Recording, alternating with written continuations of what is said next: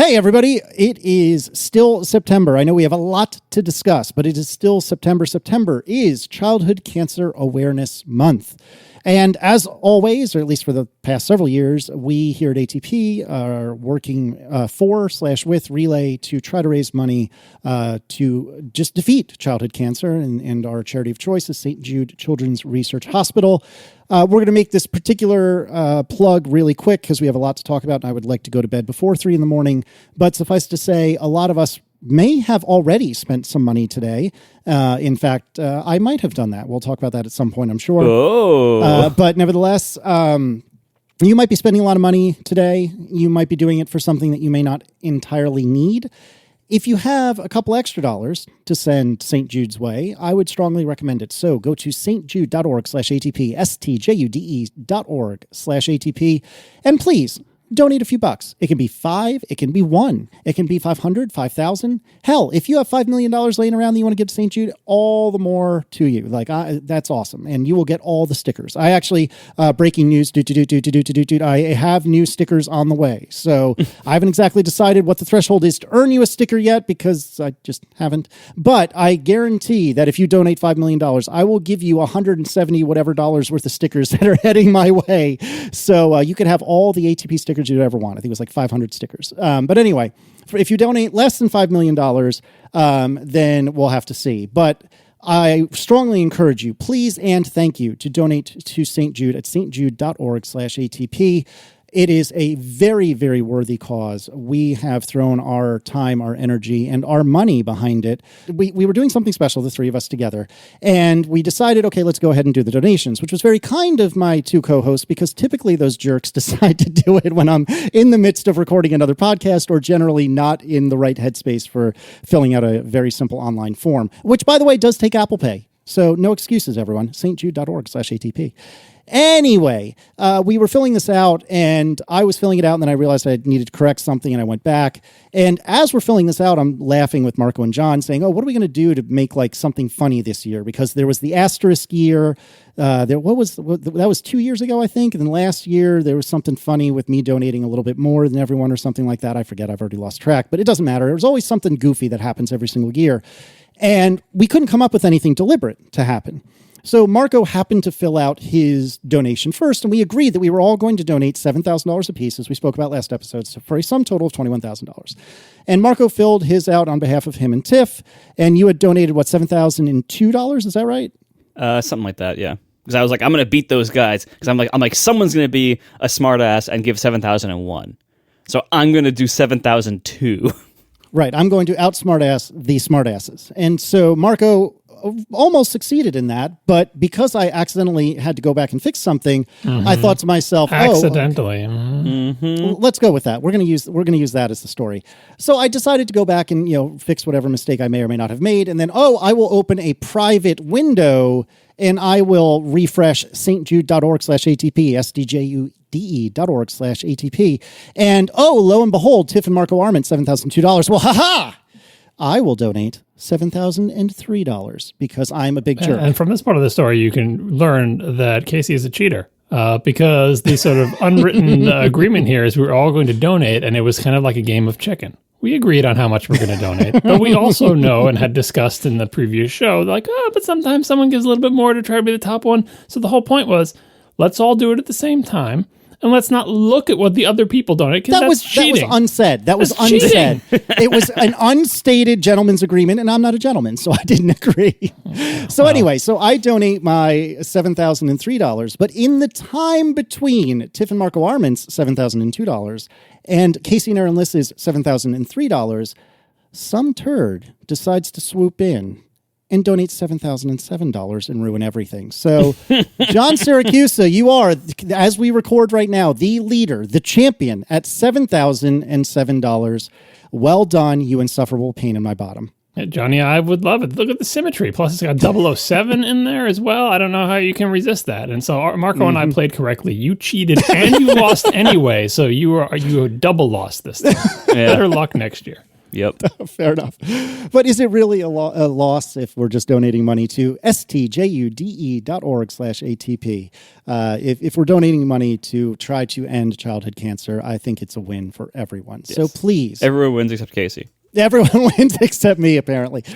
So yeah, please go and donate. I will say that at least for now, if you donate more than a one Mr. John Syracusa and you send me your receipt and call it to my attention by some mechanism, I will send you at least one ATP sticker anywhere that the United States Postal Service will deliver, and that includes many, many, many countries. So please reach out if you want to donate more than $7,007. You can have the lamest and most expensive sticker in the world if you so choose. So reach out if you so desire. But please, let's work with Relay and let's do what we can to raise money to end childhood cancer. Please and thank you. All right, big day. Big day. This is a long one. I didn't even catch the runtime, but it was long. Yeah, and I think it was deserved. Like, at no point did I feel like it was dragging. Toward the end there, I'm not so sure I agree with you. Well, okay, maybe. Right. But I, for the most part, like I give them a lot of credit for that, there were no, like, boring services updates. That's true. That's true. Like, retail update. We haven't had one of those in a long time, actually, probably because this is not a great time for retail in general in also the world. True. But yeah, like, there was no, like, big push for TV Plus or Fitness Plus or anything. Like, they didn't even mention most of those things. Yeah, they should have given us an update on their union busting. We're getting saucy. How are we trying to convince our retail employees not to unionize? Let's just give you a little update on that. See how it's going for us. Yeah, let's do that. Well, John is saucy today. I'm here for it. This is going to be a fun episode. So yeah, I do agree with you there. There was the stuff about the scuba diving that was actually kind of interesting, so I'll give it a pass. But there was not like the 5 to 10 minute game demo that none of the three of us anyway really care about. It was mostly relatively tight. By the end, I was like, okay, I'm going to need a hunk of cheese at the end of this maze. But nevertheless, for the most part, it wasn't too bad. And we started off, for all intents and purposes, with the Apple Watch and Jeff Williams introducing the Apple Watch Series 8. And this was done by Deirdre Caldbeck, if I'm not mistaken. And this looks good. I am a every 2 years on the watch kind of fellow. And so I'm on an Apple Watch Series 6. I have little teeny tiny wrists. So I have a 40 or 41 millimeter, whatever it is, the smaller of the Apple Watch Series 6s. And so I will be getting a Apple Watch Series 8. I did already order one for me and one for Aaron. I'm cutting right to the chase here. And I waited all of like 15 minutes and I'm already in the first full week after the actual launch, because there's coming out a week from Friday, I believe, and I'm due after that, which is a little bit of a bummer, but what are you going to do? I'm getting ahead of myself. I'm putting myself over my skis. So Apple Watch Series 8, there's a new temperature sensor, and they went into a pretty long and I thought really great segment about to use their own words, commitment to women's health. And they were talking, this was Dr. Desai, I believe, was talking a lot about menstrual cycle tracking. As someone who has gone through some infertility problems, I can tell you that a lot of treatment for infertility starts with knowing when the woman is in a very fertile time of her cycle. And you do that typically by using a very special thermometer. Well, maybe not very special, but a special thermometer that is a little bit more accurate. And you basically keep a pen and paper log. And I'm sure there's apps for that now, or maybe there even were when we were going through this. But that's what it boils down to. You wake up every morning, you take your temperature, and then you write it down, and then you discuss with your family doctor, your fertility doctor, or what have you. And now they're saying that there are a couple of temperature sensors in the watch that will basically automate this to some degree for you. And I am so excited by, Aaron and I, as far as we know, we're done having children, but nevertheless, I am so excited that this is a thing and that they spent time on it and that this is important to Apple. And I really dig this as someone for whom this was a very big deal for, a couple of years of our lives. This is super cool, and I'm really, really stoked about it. And I'm glad they spent the time on it and didn't just hand wave it away and say, oh yeah, if you're having problems, maybe this will help. Yeah, this is probably something that most people who have not ever tried to get pregnant don't know about it. But, we didn't have any fertility problems, so we did this too. That's just, again, we were doing it in the days before there were probably any apps. It was just taking your temperature with the little temperature when you wake up and writing it down. That's a thing that you do. I thought they were pretty good with the, they made some attempts to be inclusive with this when they talked about, the tracking features are useful for I think they said something like people who ovulate, right? Because some women don't ovulate, so it's, whether you're postmenopausal or whatever, they wanted to sort of like be accurate with their language. But they, they did, I didn't write down what they said, but they basically were only talking about women, and women aren't the only people who ovulate. And you would think that Apple, for all of their inclusion and diversity, efforts and everything, would be able to use more precise language in their presentation. It's something that most people don't notice unless you happen to be someone who is watching this, who is not a woman who ovulates. And you're like, oh, I guess I'm excluded from this, right? Not great, but maybe they'll do better next year. One thing I thought was kind of like a side little like smile I got was to see that we've heard for a little while now in the rumor mill that this next generation of Apple Watch was going to have a thermometer of some sort, and we also heard that they were doing things to like that you can't really measure necessarily accurately like exactly what your temperature is, but you could at least measure deltas and patterns over time, and which is exactly what they're doing.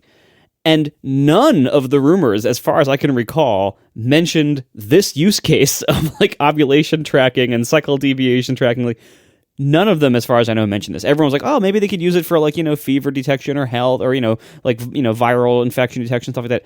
And I think that kind of shows like quite how young and male most of the rumor reporting, I think, is. Yeah, like why else would you ever take your temperature? It doesn't make any sense. Right, yeah. It's like no one even considered this as an option. And some people are pointing out in the chat room, again, this is one of the disadvantages of doing our show the day of the keynote, because like for people who don't know, way back when, we intentionally chose Wednesday as the day we would record this show, like 7 or 8 years ago when we started it, because most Apple keynotes are on Tuesday, and we wanted to be soon after the keynote, but give us time to digest it. But Labor Day kind of messed it up this year, so we're recording the day of the keynote. And one of the things of the many that I don't know because I haven't had time to get the precise thing is, does the temperature sensor have any means to give you an absolute temperature value at any point? Does it give you a summary at the end of the day? Can you tell it, hey, take my temperature right now? Or is it just, because they showed the ovulation thing, which is like deviations from baseline. It looked like it was a graph with the y-axis that was giving absolute values, but they didn't really lean on the whole, can I use this? Like the heart rate sensor, you can do the EKG thing. You can do that at any time. You can trigger it and say, it's going to run now, and then I'm going to look at the result. Can you do that with a temperature sensor? I mean, it remains to be seen like whether there's an API for third-party apps to do it, but Apple, the only feature they advertised was the retrospective ovulation notifications and the possible cycle deviation notifications. That's it.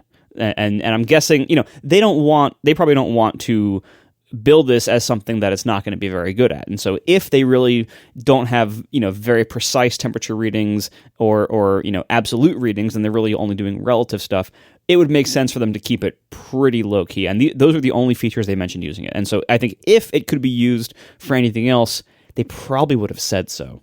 Yeah, and I'm looking at a screenshot that they had in the video, and it shows wrist temperature.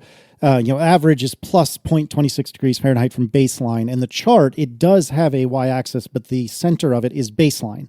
And then the first thing is plus 2, then plus 4 degrees Fahrenheit. So there is some modicum of absolute, well, it's not absolute measurement, it's relative measurement. And they get absolute on what that relative measured difference is, if that makes sense. So it's plus 2 degrees off the baseline, but they are not specific about what the baseline is. Yeah, I do wonder if they just literally can't get an absolute value, because as we discussed last week, if when you take a temperature with a thermometer, it can go, there are certain places in your body that are better than others. Mouth pretty good, butt for babies pretty good, armpit, forehead maybe, wrist is probably not anywhere on that list. So maybe the readings they get off people's wrists are just off by some unknown delta from the actual body temperature, and they don't know what that delta is for each individual person, depending on their body composition and everything, right? So they just have to basically say baseline relative, right? The absolute values may be nonsense. The absolute values may be like 78 degrees or something, like that doesn't relate to, 98.6 or whatever. I think it's also worth noting that it says kind of all over the UI that, and they mentioned it in the presentation, this might require you to wear the watch to sleep to actually get an accurate measurement, because it says it measures it during sleep.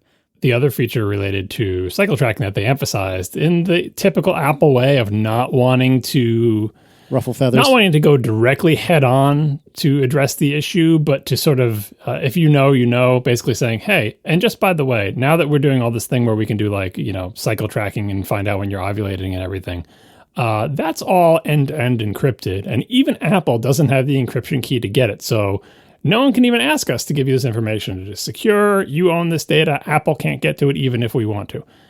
And you'd be like, okay, well, I guess that's good. But really what they're trying to say is, if you live in a state that doesn't allow abortion and someone tries to subpoena records to find out if you were, trying to get an abortion and they want to put you in jail or something, Apple will not give them the data because we literally can't. Like, that's what they're saying. But they're not going to say, they're not going to come right out and take that head on. But it was nice for them to spend some time emphasizing, we don't have your data. Your data is yours and no one can make us give it to them.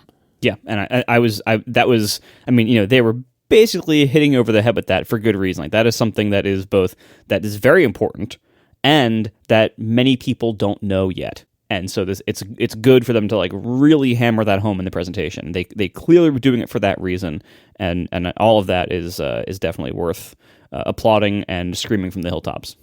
Yeah, and they made an extra effort to say, like, for the tech savvy crowd, because the tech savvy crowd may know, if you do iCloud backups, your messages are there and encrypted, right? Unencrypted, and so that's how Apple can get subpoenas for iMessage stuff. They emphasize that even though we do iCloud syncing of your health data, we don't have the key for it, which is, I feel like they still definitely need to fix that with messages. I'm not entirely sure why they haven't yet. I know we've discussed this in past shows, but they emphasize that's not the case with the health data. Yep. They added a new feature or several new features for safety, but in particular, they emphasized car crash detection. This was Ron Wang. 2 new motion sensors, a high G-force accelerometer, which apparently can handle or read up to 256 Gs. And maybe I misunderstood, but they said something about how it samples 3,000 times a second. That seems like it. I believe so. There's 2 different sensor changes. So the gyroscope, which is improved and samples 4 times as quickly as the old one. And then also there's the high G-force accelerometer, which is different. That it basically measures larger magnitudes of change than the old one could. So the combination of these 2 things is what allows them to still be super precise about small movements, as you need to be with various iOS and watchOS features, but also be able to properly measure the huge impact of something like a car crash. That before it might have been, the sensors might not have been precise enough or sample quickly enough, or the equivalent of dynamic range of like what's the smallest and largest force this can measure. That range was probably too small before to measure something like a car crash accurately. So now they've improved both of these sensors in both the Series 8 watches, and they later mentioned it's also as part of the iPhone 14 series, has the exact same sensors with the exact same feature of this car crash detection. Yeah, and so this is kind of like the audiophile, lossless audio thing and all that. It's great that it can go out to 256 Gs, but your body cannot. If you ever experience 100 Gs, you're pretty much dead. Like, it's not just, I forget what the human threshold for and you're wondering what's going to kill you. It's your brain smashing into the inside of your skull. That pretty much does it. And I think around 50 Gs is close to instant death. So they've got a lot of headroom on this. If your watch ever experiences 250 Gs, don't worry about it. You're dead. If you're wearing it, you're dead. Right. So they also mentioned kind of off to the side, and then I think they either came back to it later, or maybe they said it right away, but they said there's also a barometer in the Apple Watch, which I believe is new. And they said, and I thought this was so clever and so cool, that the barometer is there in part, at least, to measure the shift in pressure that is consistent with an air pressure change from a deployed airbag. So the airbag goes off, air pressure in the car changes presumably relatively dramatically, and the barometer in the watch will detect that, which I just think is so cool. I mean, obviously, I hope it never happens to me or anyone else, but it's cool that they've thought of that, and that's what they're doing with it. On the GeForce tracking front, one more thing. Maybe you can use 256 Gs, because as someone just pointed out in the chat room, okay, so your body might be dead if it experiences that, but what if your phone is not on your body, but is free-floating in the car, and it hits the windshield or something that you hopefully don't want to hit, and you aren't hitting because you're hitting into the airbag or your seatbelt or whatever? I guess it's possible that your phone could experience 256 Gs when it is not on your person.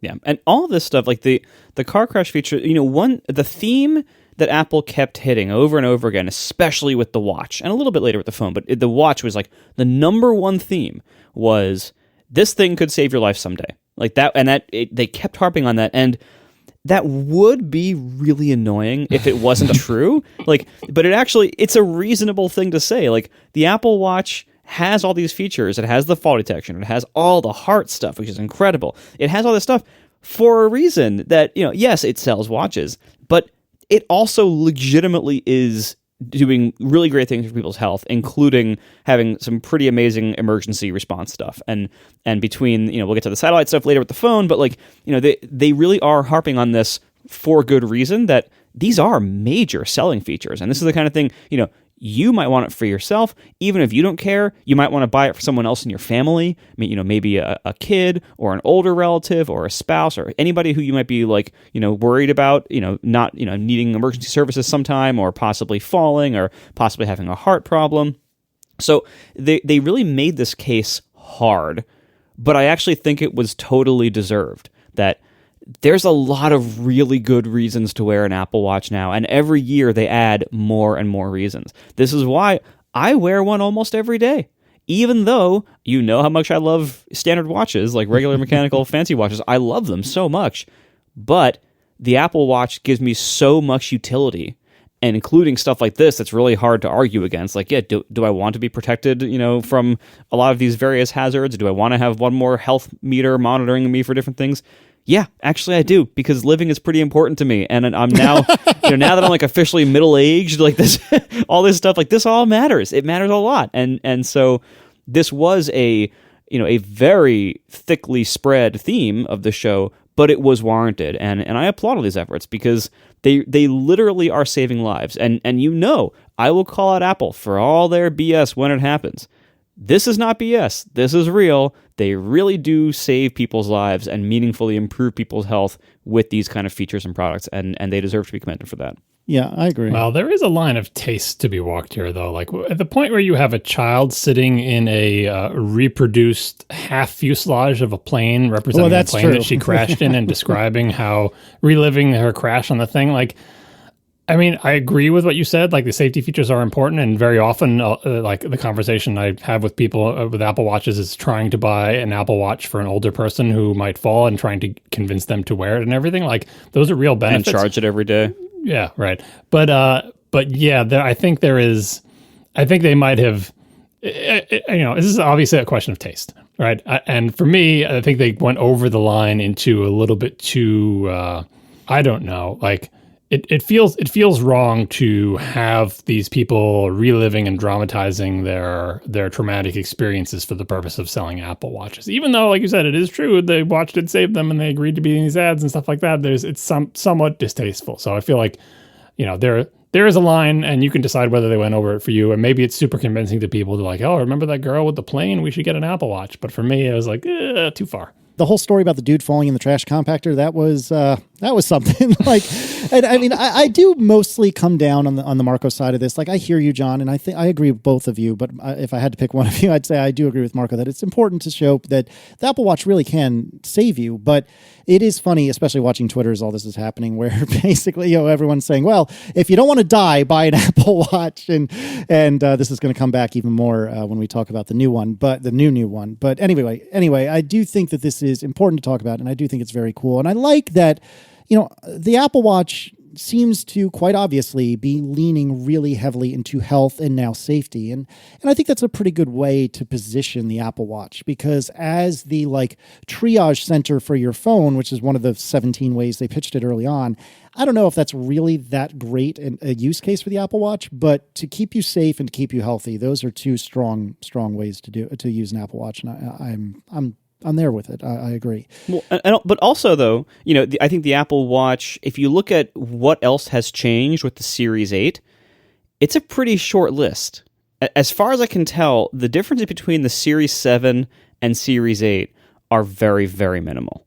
We don't know yet. It does have a new letter on the CPU. It's now a new number. It's now the S8 up from the S7, but the S7 was basically the same as the S6, and I think even the S5. So we don't know, they didn't talk about the S8 at all, really. So they didn't even mention it until they mentioned the SE.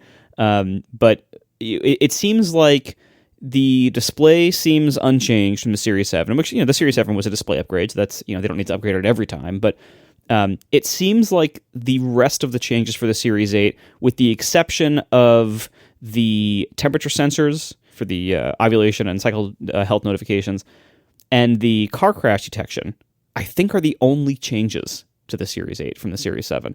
And so I'm actually skipping this generation for the first time ever because they got rid of my titanium, which I was just saying how awesome it was. Well, kind of. No, they got rid of it. Like we'll talk about the Ultra in a second, but that's a very different product. The titanium is gone from the regular Apple Watch Series 8.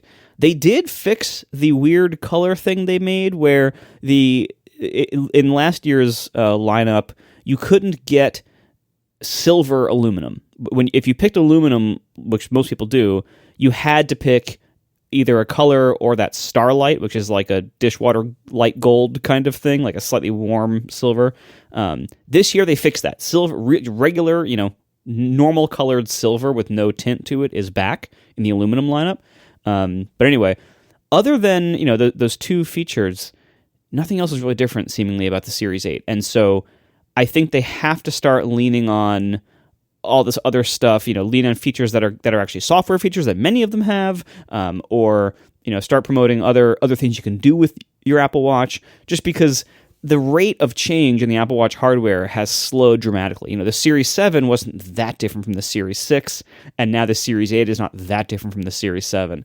And I think this is just, this is a mature product. Whatever it is, they're not making major hardware gains recently, and possibly anymore. So they have to start doing this, more kind of incremental features. The low-hanging fruit's all gone, and we're left with higher hanging fruit being occasionally picked, as opposed to major year-over-year upgrades like we used to get. Well, the SoC question is a big one. Like, I even missed that they even incremented the number, and we don't know at this point. Again, another disadvantage of recording day of is the S8 different than the S7. We learned the S7 was basically the same as the S6. Maybe this is another year where they didn't change anything, but they should change it eventually. The possible answer to why they haven't is like, well, if they're already fabbing it on the best process they have, why not? The main thing the watch cares about is power consumption. So you're not going to get a lot of gains on power consumption until the next process node. So why not wait to 3 nanometer, right? But I read, I don't keep track of this, but I thought I read someone saying that the S7 was 7 nanometers. It's not even 5 nanometers. And if that's true, and if this one also is not 5 nanometers, that's disappointing because that's what you want out of each generation of watch. I don't think it needs to be faster. You don't need like more cores or more GPU cores, or I don't need to benchmark the watch. Like once it can do everything it needs to do, it's fine. But what you care about is battery life. And stepping up or down, depending on how you do it, stepping to a better process node, a smaller process node, gives you power savings if you make the same chip on a smaller process. That's what they should be doing whenever they can. And maybe whenever they can is only every 3 years because they use up all their good fab capacity on iPhones or something, where obviously it's much more important than the watch. And maybe there's so many watches they can't can't you just do the watches on the good process too? It's like, no, we don't have that capacity or whatever. But it is kind of a shame. So I think they need to continue to keep pace with the process advances, even if they never make a tremendously faster SoC. Yeah, and again, as a constant owner of these watches and a developer with an app against them, I'm okay on speed. We don't really need more speed on the watch for most things. The biggest challenge to the watch software ecosystem, which impacts the users, is that we just aren't allowed to use much computational time or resources. We have minimal background execution, very, very minimal background execution, almost none. We have very terrible data transfers because they try to send everything through the phone over Bluetooth instead of Wi-Fi because Bluetooth is cheaper battery wise, but it's much slower and less reliable, and that's why it's hard for like podcast apps like mine to download episodes to the watch, and why even Apple's own music app fails oftentimes to download much to it before you go out for a run or something. The watch, it needs more power headroom, not to become faster, but to become less incredibly aggressively stingy with the resources it already has. Like if apps are able to use Wi-Fi more often, or are able to refresh in the background or refresh our complications more often, that gives a much better experience on the watch. That broadens the software capabilities. That's the kind of stuff we need. So I agree, we should be pushing the hardware forward, and we'll see. Maybe the S8 has that, but they literally, unless I missed something, during the Series 8 reveal, they didn't mention the SoC at all. They only mentioned it in the Apple Watch SE2 reveal, where they said it has the S8 SIP from the Series 8. And that's the first time that was acknowledged at all. And as far as I can tell, they said nothing else about it. Isn't like the better G-force sensor and accelerometer thing, isn't that also part of the SoC? Maybe. And because that's why, moving on, I guess, now to the Apple Watch SE second generation, this is finally what has killed the Series 3. Thank God. I'm so glad as a developer to know that as soon as I can require watchOS 9, I will have no more need for the old style screen support, for the old, monochrome only complication situation, but that tiny little 38 millimeter screen that was on that old one. Oh God, I'm so happy to be done with that. Not to mention the fact that the Series 3 is very old and slow by today's standards. But anyway, and it was ugly. Ugh, it's so thick and bulbous and that big red dot on the crown. Anyway, the Series 3 was a bad time. That time has finally ended after much too long. Apple Watch SE second generation now replaces it, which I believe they made something like $50 cheaper to enter than the previous one. I was going to ask that. They kept saying it's cheaper, but I couldn't remember how much the previous. It's $250. I think the old one was $280. Like, it's not that much cheaper. Is that right? Okay. The Series 3 was $199. So I think they just got rid of that and just think, oh well, we'll have this $50 more for a while, which is fine. Again, that's the right trade off.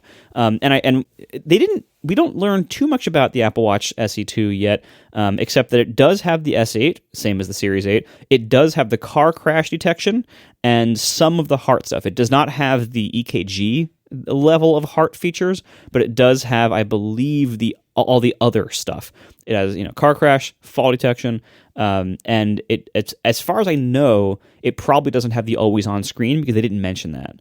And that would be still a differentiator. And they also mentioned that the underside of it, like that the back case of it, is now a, quote, nylon composite material, read plastic. That's apologetically plastic. Yes. Presumably, again, as a cost-saving measure, so they don't have to put, ceramic or steel or anything down there. So that's, more cost savings. But again, I think for this watch's entire purpose is to hit a low price point. And so to have a plastic back is totally fine and acceptable to hit that price point. That's I think a fair trade off. That being said, this is the model of watch, the SE, that my kid wears, and I don't see any reason to upgrade him necessarily because it seems like it's not that much improved from the old SE. But we'll see. Again, we do need to learn a lot more about whether the Series 8 or whether the S8 is a big deal or not, but it probably isn't. We are sponsored this week by Linode, my favorite place to run servers. Visit linode.com/ATP to learn more. See why Linode has been voted the top infrastructure as service provider by both G2 and TrustRadius. This is a great place to run servers. It's where I run all of my servers. And, a week like this is, iPhone event week. I have to know that all my stuff is going to be reliable. I have to know, first of all, that it can take the load, that I have the capacity, I have the resources I need. If I need any help along the way, I know I have good support. And I have to know that stuff isn't going to just randomly break. I have to know that I have, high quality hardware, high quality ops teams, high quality internet connectivity at my data center. Linode takes care of all of this. I know on a week like this, I'm not going to have to babysit my servers. I know it's all going to be fine, and I know if I happen to have any issues, their support team is right there ready for me, or if I can easily resize stuff, I know I can do that in 2 clicks or whatever. It's great being a Linode customer. They are an amazing web host. All this comes at an amazing value. And whatever your capabilities might be, they have something to match it. So they have, obviously cloud instances, what they've had forever. And these cloud instances come at amazing values. All different resource levels are available to you, different specialties. Like if you need high memory or GPU compute plans, they have all of that. They have new add-on services too, things like block storage, S3 compatible object storage, which I'm now using, and it's quite good and very affordable. And now they have managed database services as well. So lots of stuff at Linode. It's just a great place to host servers, and I can really rest easy knowing my stuff is there. And a week like this, I know that I'll be all right, and I don't have to worry about all that stuff. So visit linode.com/ATP. Create a free account there. You get $100 in credit. Once again, linode.com/ATP. Thank you so much to Linode for hosting all my servers, keeping all this stuff running, and sponsoring our show. All right, do you want to talk Apple Watch Ultra then? Let's do it. Can you believe they named it that? 2 points make a line. This is the new trend. We went through the Pro era, and we got some Maxes mixed in, but now we're in the era where the best qualifier for a product name in an Apple lineup is Ultra, at least until the Mac Pro comes and is called something else. But yeah, we got 2 Ultras. And I was so disappointed too, because as Jeff Williams was attempting to show some personality, which he's not good at, in the introduction of this, and does anybody look?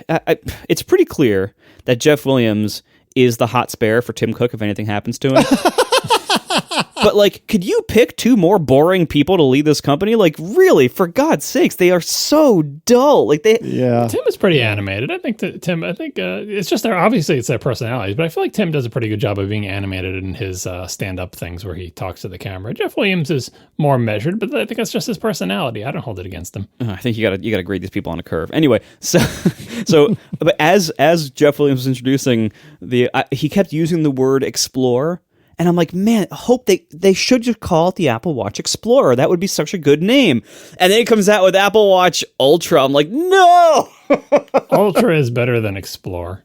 No, it's not. But I don't think it suits it exactly. But if this is the new trend in Ultra as being the best non-ridiculous, well, I don't know if it is non-ridiculous, the best non-ridiculous qualifier. So the Mac Pro thing, if it ever comes out, will be called something ridiculous, but nobody buys that. But for the products that people buy, Ultra is the best. But Ultra has other problems, like where they used it last time, where there was already a product called Max, which was no longer the maximum. But you just got to know the Apple speak, and Apple speak Max is pretty darn good, but Ultra is the best. Anyway, Apple Watch Ultra. This is where they put all the titanium. It's too bad because this is not a product for me, but this is a product that, this category has existed for a while. I mentioned this last week that there's this category of like high-end sport smartwatches. Garmin does very, very well in this category. They have a whole bunch that are around $1,000, like in that price range, and so it makes sense that Apple should compete in this area because obviously the Apple Watch, being a very fitness and activity oriented product, should compete better against these other ones that were basically serving a higher end version of that. And so far, I have some friends who use these, the big Garmin, kind of marathoner kind of watches, and the Apple Watch really didn't compete well in that area. It didn't have the ruggedness, it didn't have the battery life, it didn't have, and this is one area maybe, I don't know if it does yet, but it didn't have as precise of heart rate measurements as some of these other ones did. And they mentioned GPS. That's actually very, very good too. But so this is a market that is proven to be a real market that is sizable and that Apple was not competing well in. And now they attacked it head on. And while this is not going to be a product for everybody, it's not supposed to be. This is like it's like the Cybertruck. It's like that's a product for like a certain market. That market exists. It's not going to be everybody. But that being said, so what they've done here, I was very pleasantly surprised that it was only $800. Because compared to the other entrants in this market, that's very good. That's what I was saying with the Ultra is not the Mac Pro qualifier, because they didn't price this as a $2,000 watch or anything like that. They didn't try to go for that super duper high end. It's priced like a top end Apple Watch, but it's suited for a different purpose. It is not in a totally different price class. Yeah. No, and I'm stunned by that. I fully expected this thing to be like $999, maybe even over $1,000. And I was very, very surprised that they kept it at $800, which is still a tremendous pile of money. Like, don't get me wrong. It's not that it's cheap. It's just that I expected Apple to take, and Apple always does, take every opportunity to be like, oh, well, this is very fancy, so we're going to have to charge you a lot of money. It's just how this game is played. And they kind of didn't. I'm really surprised by it. Yeah, but I was thinking $1,000 for sure. Yeah, but I mean, I don't know. In general, I'm mixed about the look of this. I don't think it speaks to me personally. I could totally understand if you were more of a rugged human being than I am, if this would speak to you. God knows that this entire watch was built specifically for Underscore. I mean, I think this is made for him. Personally, I don't find the style that particularly appealing, although I will say the bands are super cool. Like, I really liked the orange one that had like the hook system. Maybe that would be terrible to use, but I thought it was a really clever idea and it looked cool to me. No, those are actually, I've used similar straps for regular watches that have that kind of hook on system. It works fine. It's great. I was very pleased to see the way they designed this product. Not because I think it's attractive, because frankly I don't, but because it is highly functional and serves the needs of its market, I think. So, for instance, For instance, the metal goes around the crystal. The crystal does not sit above the metal. This is important for a number of reasons. First of all, there's some pressure dynamics that could be in play here for deep diving, but also like it just makes it more rugged if you're not hitting the side of the crystal, and if on impact. Also, having the flat crystal makes it easier if you want to put an additional case on top of it, some kind of thing that wraps around it to protect it. It's much easier to put a screen protector on a flat surface than a curved one. Again, like thoughtful design there. The giant crown guard around the digital crown looks terrible, but it works. There's a reason why in the watch world, tons of sport watches have had crown guards forever, because in certain impacts, if you like hit the watch on the side, you could hit the crown and it could knock it right off, or you could bend it or something. And so those crown guards exist to protect the crown. There's all sorts of that kind of thoughtfulness that goes into this. Even if you see on the underside of the Apple Watch Ultra, there are screws that hold the back on. The reason why probably is because the other way to construct the Apple Watch, which all the previous ones have done, is to glue the bottom on. And that is not super durable over a long time or in extreme conditions. And so this bottom is screwed in.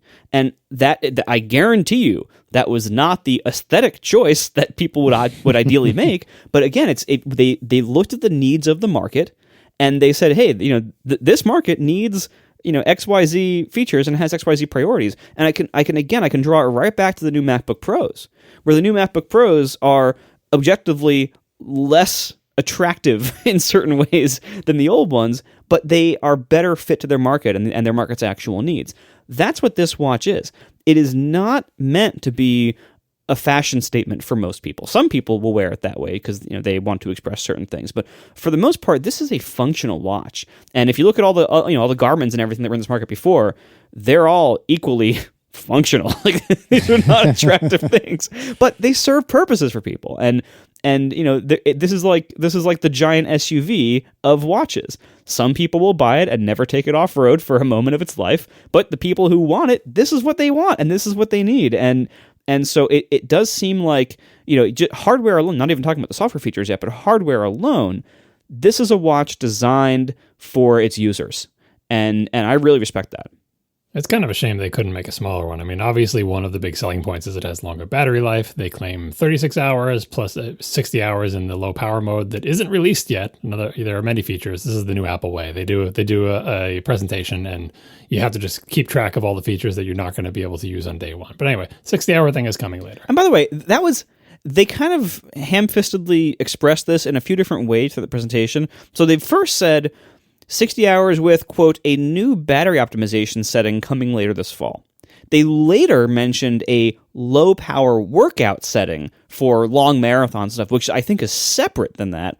And then they also have the feature called low power mode, which they announced during the Series 8, but actually works on all the watches from Series 4 forward.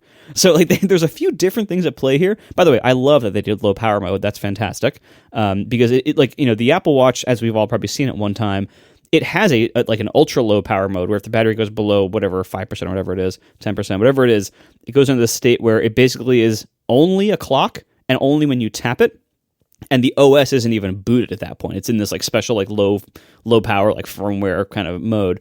Well, we now have something in between full functionality and that low power mode, which it's great. We have it on the Mac, we have it on the phone for a while now, and so I was actually very pleased that it still does most of what you need a watch to do. It still does the emergency stuff like fall detection. It still can do activity tracking, steps and stuff like that. The only thing it disables is the always-on display, automatic workout detection, and probably some background refresh kind of stuff. And that's fine. That's a great trade-off, and I'm very glad they added low power mode. But yeah, so it seems like there's low power mode and low power workout setting and the new battery optimization setting coming later this fall. Yeah, the 60 hours thing, I would imagine, is aiming for the minimum set of features in this ultra low power mode, this is sort of like a preemptive ultra low power mode, like you're going on vacation, you're going to be in the mountains for 3 days, set it to the 60-hour mode. I imagine one of the things that's going to make the list is GPS. Like that it'll basically be asleep all the time, but it'll wake up at some decreased interval to say, oh, let me just check where you are, GPS, and then go back to sleep again. And I think GPS maybe wouldn't make the list for the other ultra low power modes, but we'll see. We don't actually know what the 60-hour thing is. It was just promised. But all this is to say that, like, since battery life is such an important part of this watch, it makes sense that it's humongous, right? It makes sense that it's humongous from a fashion sense too, because apparently these watches are big and chunky and it's kind of rugged or whatever. But this thing being as big as it is, it basically eliminates itself from anybody buying it who has a very small wrist, because at a certain point it becomes untenable to try to get, it's wider than your wrist, right? The straps do not go out. The straps just immediately go in, and it's not great. And hey, if they could make it smaller, they probably would, but I bet there are a lot of people who would like this watch who have smaller wrists and just like, oh, I have to wait until I can make it smaller. And how can they make it smaller? 3 nanometer SoC, smaller battery, smaller size. Like, I think they'll get there eventually. But for this first one, your choices are giant or giant. That's it. There's one size. It's huge. Yeah, and I'm kind of surprised there is only one size. Maybe that's just a start, but yeah, and I think some of the hugeness is the additional metal that they're using. You know, like the reason why Apple glues stuff all over all their devices now is because it saves space and makes things more minimal and everything. Those screws and whatever they're screwing into, that takes space. All that thick titanium around the outside to make it more rugged, that takes space. If they have anything new in the band attachment slots for maybe these new, like, more rugged bands to stay on more securely in more extreme circumstances, that will take up space. All these things take up space in the watch. To some degree, if you're going to have all that ruggedness and all those features, that is about the size it can be. I mean, a regular old G-Shock, even that, like, I've never actually owned a G-Shock, but I've looked at a couple, and like a regular old G-Shock that is not even a smartwatch or is kind of barely smart, those are usually like 48 millimeters, like they're big because they have all that kind of padding resin around them to make that rugged case. So this is just a market where it's hard to make something super rugged and super functional and super small. I think, unfortunately, for the smaller wristed among us, and I include myself in this list, I wear the 41, I think this is just not really a product for us if we care about how it looks on us. Now, that being said, if I was a mountain climber or an ultra marathonist, sure, I would buy this thing and just not give a crap how it looks. I've seen lots of watch nerds wearing giant Panerais that don't fit on their wrist at all, but that's just like they want that watch. That's and it. They want that watch and they don't care how it looks and they're wearing it proudly. And if that's you for the Apple Watch Ultra, go for it. No one's going to judge you. But I personally would judge myself too harshly if I wear it, and I also don't have any need for it. But again, if I had that need, I would go for it shamelessly.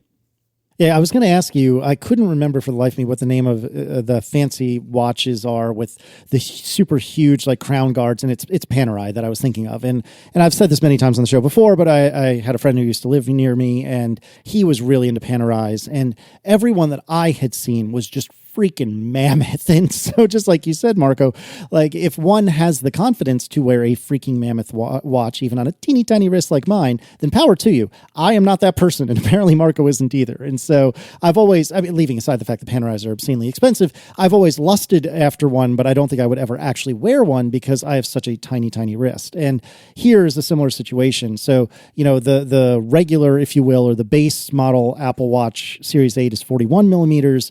The larger of the regular Apple Watches is 45 millimeters, and this is 49. Is that right? Yeah. I think, yes, and it's hard to compare it to regular watch sizes because most regular watches are round, and when you compare a round watch size to a square watch size, it's a different ballgame. You really can't compare them directly. You think you can. You think you can figure it out. You can't. Trust me. I wear the 41 millimeter Apple Watch, but Same.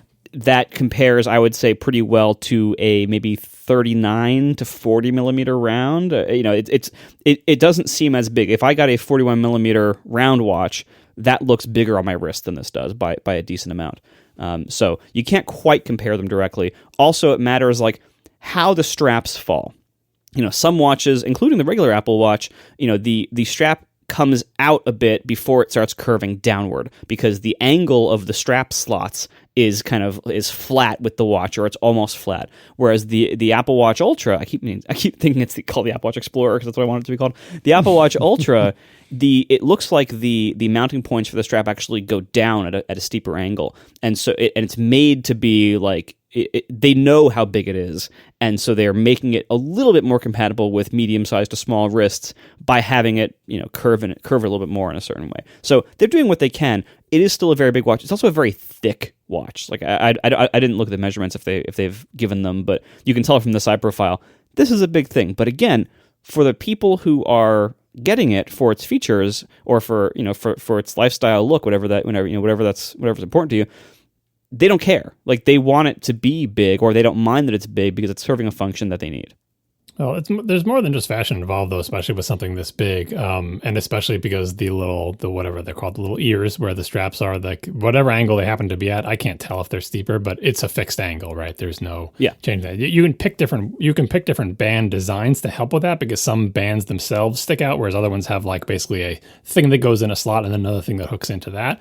But the issue at the bottom of all of this for a lot of people has nothing to do with fashion. It has to do with comfort. Like, part of being outdoors and exercising with something, it has to be on your wrist in a secure and comfortable way. If it is rubbing or banging or bumping, A, it's not going to be comfortable, and who wants that? And B, it's not going to do its job right because you need to sort of maintain enough contact in the right places to do the right thing.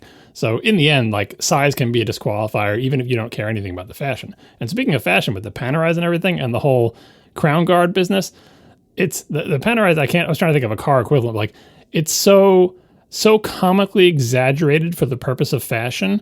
Because with the crown guards the size they are on these big chunky phones, the crown itself is also large to match the crown guard. So it's like, Marco's explanation before of like, well, what if you hit the watch against something, like if the crown is sticking out and it could, you could bend it or break it and you'll damage your watch. So now you need a crown guard. And then Panerai says, okay, well, how about we have gigantic crown guards? But then, of course, we need a gigantic crown that's even more prone to being hit. So let's make the crown guards even bigger. And it's like, doesn't make any sense. No one's using those to rock climb anyway. And they're just comical exaggeration of what it should be. But especially on the Apple Watch, why does it have a crown at all? Well, Apple wanted to reference real watches, and it's an input control and yada, yada, but it has a touch screen on it, right? And so here they are they could have made a different choice here and say, oh, well, we don't want to have a vulnerable crown, so we'll seal this sucker up, no digital crown in it. But they can't because their whole OS is based on it, or they kind of like painted themselves into a skeuomorphic corner here by saying we're going to have a crown on it, which means that if we ever make a rugged one and we want to keep the crown, we have to put in a crown guard. And it's like, you didn't need any of that. Like, you could have just made it a touchscreen,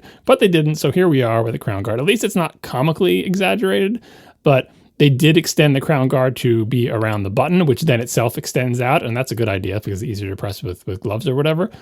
But that leads to a lot of sort of design awkwardness. And that design awkwardness, I think, is part of the aesthetic, part of the style of this type of watch is design awkwardness. It's like, the stupid thing that I hate, the plastic wheel arch cladding on, it started with like the Subaru Outback or whatever. You take a regular car, and the Volvo's out now. Take a regular car and put matte black plastic cladding around the wheel wells to show that it's rugged, right? And it's incredibly dumb. It is 100% a fashion thing and has no real functional advantage other than now you're going to scratch up the plastic instead of scratching up the body. It's like, well, yeah, but I don't care if the plastic scratch up. You do. It looks ugly too. Anyway, that's what I feel like this watch is doing. They had to put the crown guard there to sort of fit in with the other cool kids who are, putting a guard on the crown. To give the Panerai example, one way you can make your crown less vulnerable to being knocked into something on not on a digital watch, but on like a regular watch, make the crown way smaller and lower profile. You only use it when you're winding it. It's not a big deal. And, it's like, but no, we have to make the crown big because it's part of, and here, obviously, the crown is not for winding, so they have to make it big enough for you to use with your finger. But it's just, I look at this watch and it's such a slightly confused device that, is constrained by all the watches that have ever come before it. It's constrained by the Apple Watch that has come before it, and it's also constrained by the fashion of its peers. It has to look of a piece with them. It has to look tough. It has to look tactical. It has to, it has to appeal to the watch nerds who knew before today what the words crown guard meant. And so here we are. The one good thing it has going for it, and this is something we discussed on past shows, is like, well, could Apple ever make a watch like this? Because most watches like this, you want to do things with, like, I want to, do my splits when I'm doing a long race, or, like, they'd have to have more buttons, right? More than just the wheel and the button. And hey, they added another button to this because it's a giant watch and they have room for it, and it's a programmable button, or will be anyway. So apps can incorporate what that button does. That's a great idea, Apple. I bet some of your other watches could also benefit from an additional button, but they're not quite ready to go there. I mean, Casio digital watches from my childhood had 4 buttons on them, maybe even 5, although one of them you had to use a little pin. Blasphemy. Right. And they didn't have a crown because they were digital watches. Anyway, I do think there is significant room for innovation in the watch space, and this weirdo watch shows that Apple is willing to go there a little bit, and I applaud that.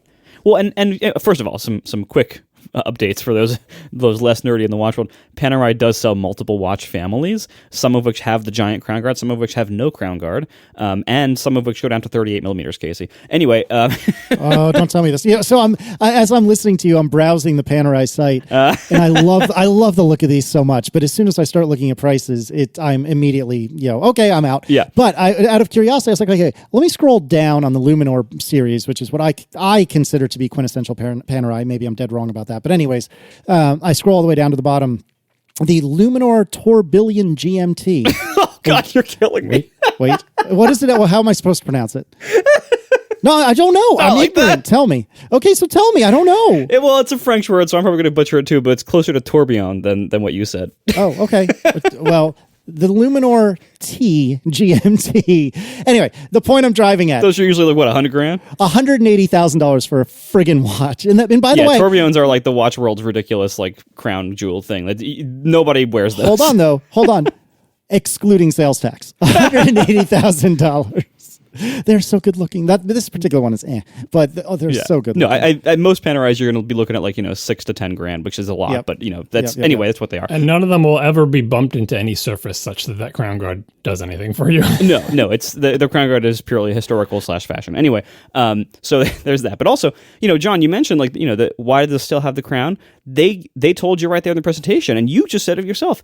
When you're wearing gloves, or if you're underwater, like, it's really nice to have non-touchscreen input methods on this device, because as something that's based so much on activity uses, there are lots of cases where you either can't use a touchscreen, or it's really inconvenient to use a touchscreen, or it's imprecise to use a touchscreen. So adding the action button, which is the coolest name they came up with for the next 20 minutes, and the fact that it's orange looks awesome. Like, I love that. I wish they offered these orange accents in the other watches. Anyway, like, they're adding these things because when you're in a lot of these situations or activities that they want to sell this into, it sucks using a touchscreen, or you can't. So that's great. But there are other choices. Like, the digital crown is because watches have little winders on it. Like, that's why. If you were faced with a blank sheet of paper and said, I need a watch that I can use with gloves on, and it's going to have a touchscreen, but you might not be able to use a touchscreen, so many other solutions involving levers, or like an up and down button, or like a thing that you pull, like things that could be more resilient. Because the crown guard doesn't guard the whole crown. Parts of it are still sticking out, so you can reach them with your fingers, and that could catch on something. There are better, more durable solutions that involve like a lump that you could yank or pull, or a small thing sticking out if you just wanted to have an up and down type thing. But they are constrained by history and by their choice to use it as an interface element. And truly, this is a better interface element than any kind of lever or thing or whatever for most cases when you're not wearing gloves. So I don't think it's necessarily the wrong choice, but it is not a blank sheet of paper. Like, I don't know anything about the competing Garmin things or whatever, but how many of them lean so heavily on the digital crown as the Apple one? I would imagine not as many. All right. Anything else on the Ultra?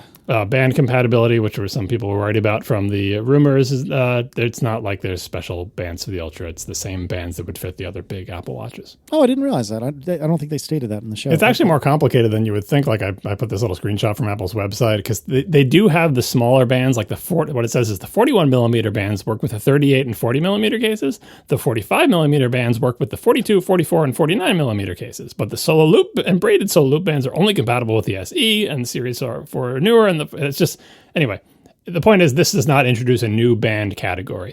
Of course, it introduces many new bands, and you probably want one of these cool, rugged, outdoorsy ones. So that's a separate issue, but they continued to not break compatibility. So if you have way too much money invested in Apple Watch bands, as long as you are in the large size class, you can still reuse your stuff. Also, one thing that I hope the Apple Watch Ultra does is be the proving ground for technologies and improvements that then get filtered down to the lower end models in the future. So, for instance, obviously, having another button would be great. I would love that. Having buttons one issue I face frequently is if I'm wearing weightlifting gloves. They have this big, flap, this Velcro thing that's right next to where my watch crown and sleep button are. And in certain wrist positions, it's easy for that glove to inadvertently depress that button. And so having some kind of light crown guarding around the regular Apple Watch buttons, I actually might use that, Also, the hardware features. They mentioned that the Apple Watch Ultra has this new dual frequency GPS module, where there's apparently a new GPS frequency called L5 that I was not aware of. I'll have to look into it for next week's show. But they now use dual GPS frequencies, L1 and L5, plus quote custom algorithms to have much better GPS accuracy, especially in cities, than any other sport watch on the market. I don't know how it compares to what phones have, but that would be nice to see on everything that has GPS, on our phones, on our watches. So again, maybe this can be the proving ground for new technologies, the same way Halo cars are that for car makers, and then maybe some of this trickles down to the other models in the future. Yeah, another interesting thing, speaking of Halo stuff, is, this is, I'm assuming, straight out of the real watch world, intentionally or not, the whole fact that you can use it as a dive computer, right? And they partnered with that dive computer company, and you can use it as your wristwatch. It does all the things you need a dive wristwatch to do. And it's, it can go down and really deep in the water, much deeper than any other watch. And it's got this application that gives you all the dive info that you need, which I didn't, know anything about. It's not a diver. How many people are going to ever dive with this watch? Very, very few. Just like how many people are ever going to dive with a, go in a submarine with their Submariner. It's, you buy it, not be, yes, the people who are going to dive with it are going to then, compare it against the competing diving watches. But there are so few people in the world who do that, relatively speaking, in terms of the number of total Apple Watches sold. But other people like the idea that they have a watch that they could dive with, and then they're going to dive with it. It's like the SUV that never goes off road. They just like the idea that it could, in the same way that people would compare watches to it's whatever the depth that it's good for. It's like, oh, how deep have you been? Well, I went in the low end of the pool at the hotel once, right? It's just it's aspirational, right? And that's part of the message of this watch. And you were watching it, Margot, the thing you were making comments about how your life is not exciting enough for this watch. That's the whole point. They show the people running the ultra marathon, climbing the mountain, right? Diving under the sea. A tiny fraction of the people who buy this watch are ever going to do it. But everybody who buys this watch likes the idea of those activities. So even if they don't kid themselves that they're ever going to do them, it's just, it's the same reason, you'd buy like a fast car. Like, you're ever going to drive fast? You're ever going to go 200 miles per hour? No, you just like it because it's a cool thing that could go 200 miles an hour, right? And so this watch could go into the ocean, could go up Mount Everest, even if you never do. And by the way, real-time follow-up, friend of the show, Ryan Jones, has reminded me that there's a pretty good reason why they didn't call this the Apple Watch Explorer. That there's a small watch company that already has been selling a model called Explorer for about 70 years called Rolex.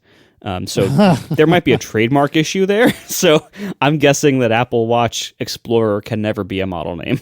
It's also a worse name. I still don't think it's a much better name, but they can't use it. It's not an Apple-y name, right? Ultra, for all its warts, is a modern Apple-y name. Extreme would have been the obvious choice, right? Because they even talked about extreme sports or whatever, and that makes perfect sense to me. It looks like an extreme version of it, but I guess they didn't go with extreme either. What are you going to do? They would use that from the era where they did Quartz Extreme. Either one of you remember what that was? Yeah, I'm aware of that as being a thing, but I think that was before. But that's far from the marketing department. I do wonder how much the marketing department gets involved in. Here's what we're going to call this new framework or API. I guess they get involved at some point, but back in the Quartz Extreme days, who knows? We are sponsored this week by Memberful, the easiest way to build sustainable recurring revenue by selling membership to your audience. Memberful has everything you need to run a membership program. Things like custom branding, gift subscriptions, Apple Pay support, free trials, private podcast, tons more. All of this integrates with the tools you already use, and they have a world-class support team ready to get you started in case you need any help along the way.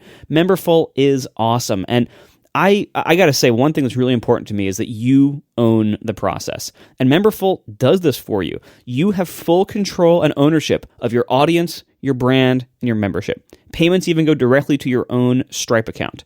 And it lets you create all sorts of stuff around this. So whether you want to host, access to certain things, private podcast hosting, whatever that may be, they support all of this. They integrate with a lot of the tools you might already use, like WordPress, MailChimp, Discord, and so much more.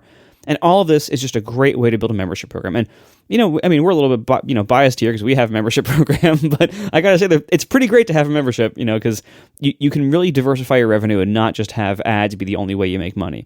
And Memberful is a great way to do this. This is kind of, a pain in the butt stuff to build yourself. I speak from experience here. and so I can strongly recommend have Memberful do it for you, because it's a great service used by some of the biggest creators on the web for a good reason. See for yourself. You can get started for free with no credit card required at memberful.com/ATP. See why so many creators use Memberful. It is great. Memberful.com/ATP to get started today. Thank you so much to Memberful for sponsoring our show. Let me tell you a short story. I was a devoted AirPods fan since the originals came out. I had, I think, one pair of the original ones, and then I got a pair with the Qi charging case, if memory serves. And then this past Christmas, Aaron got me AirPods Pro for Christmas. And I love these darn things even more than I loved my original AirPods, which is saying something, because they are, up until maybe this laptop, they're my favorite Apple product in many, many years. And I really completely selfishly, did not want to know anything about new AirPods this today, because I like my AirPods Pro and I don't want them to be old and busted pieces of garbage. And man, they are old and busted pieces of garbage now. I was going to say, that makes one of us who didn't want to hear about this, because as my original, week one AirPod Pros, the battery is not in great shape. And so I was really hoping about this. So to me, this was great news. And Tiff and I, because she also has early AirPod Pros and have also, she's like, they barely work anymore. So yeah. No, again, I'm being this selfish. definitely got the most excitement from our family to jump on this as soon as we can possibly order it. Yeah, no, I don't blame you. And again, I'm being selfish, and I'm mostly kidding. Like, these look super cool. I love my AirPods Pro, the ones I have, so much. And to just, crank it up to 11, that's a reference, John. That just strikes me as these are going to be amazing. Now, I personally am going to attempt to hold out and not upgrade quite yet, because it seems pretty wasteful, even though I'm really digging on a lot of the stuff they're talking about here. So what are they talking about? They're talking about a new H2 chip with high bandwidth connectivity. They have a new low distortion audio driver and custom amp. They talked about personalized spatial audio, which I did not think was unique to these. Is it? I thought we could do that. It's kind of not. That's kind of an iOS feature. Right. That's what I thought. It's spatial audio is the feature, and lots of their products support spatial audio. And the thing they were advertising doesn't have anything specific to the AirPods, because hey, you can hold your phone up to your ear. We talked about this before with iOS 16. You can hold your phone up to your ear, and the True Depth camera will get a picture of your ear, and will try to give you a custom head-related transfer function that makes spatial audio sound right according to the shape of your ears. And you may be thinking, well, what does the shape of my ears have to do with anything? The AirPods Pro go jammed into my little ear hole. The sound never even touches the outside of my ear. But what they're trying to do is know what shape the outside of your ear is, so they know what kind of sound to shove into your ear hole to fool it into thinking that sound bounced off your weird shaped ear and everything, right? So that's the thing they're doing here. And that, I think, is basically a feature of iOS 16, but they wanted to show it here because it looks cool. So active noise cancellation, which is what possibly my favorite. Well, no, I shouldn't say that. I love the AirPods Pro for two reasons. One, I genuinely think they sound way better.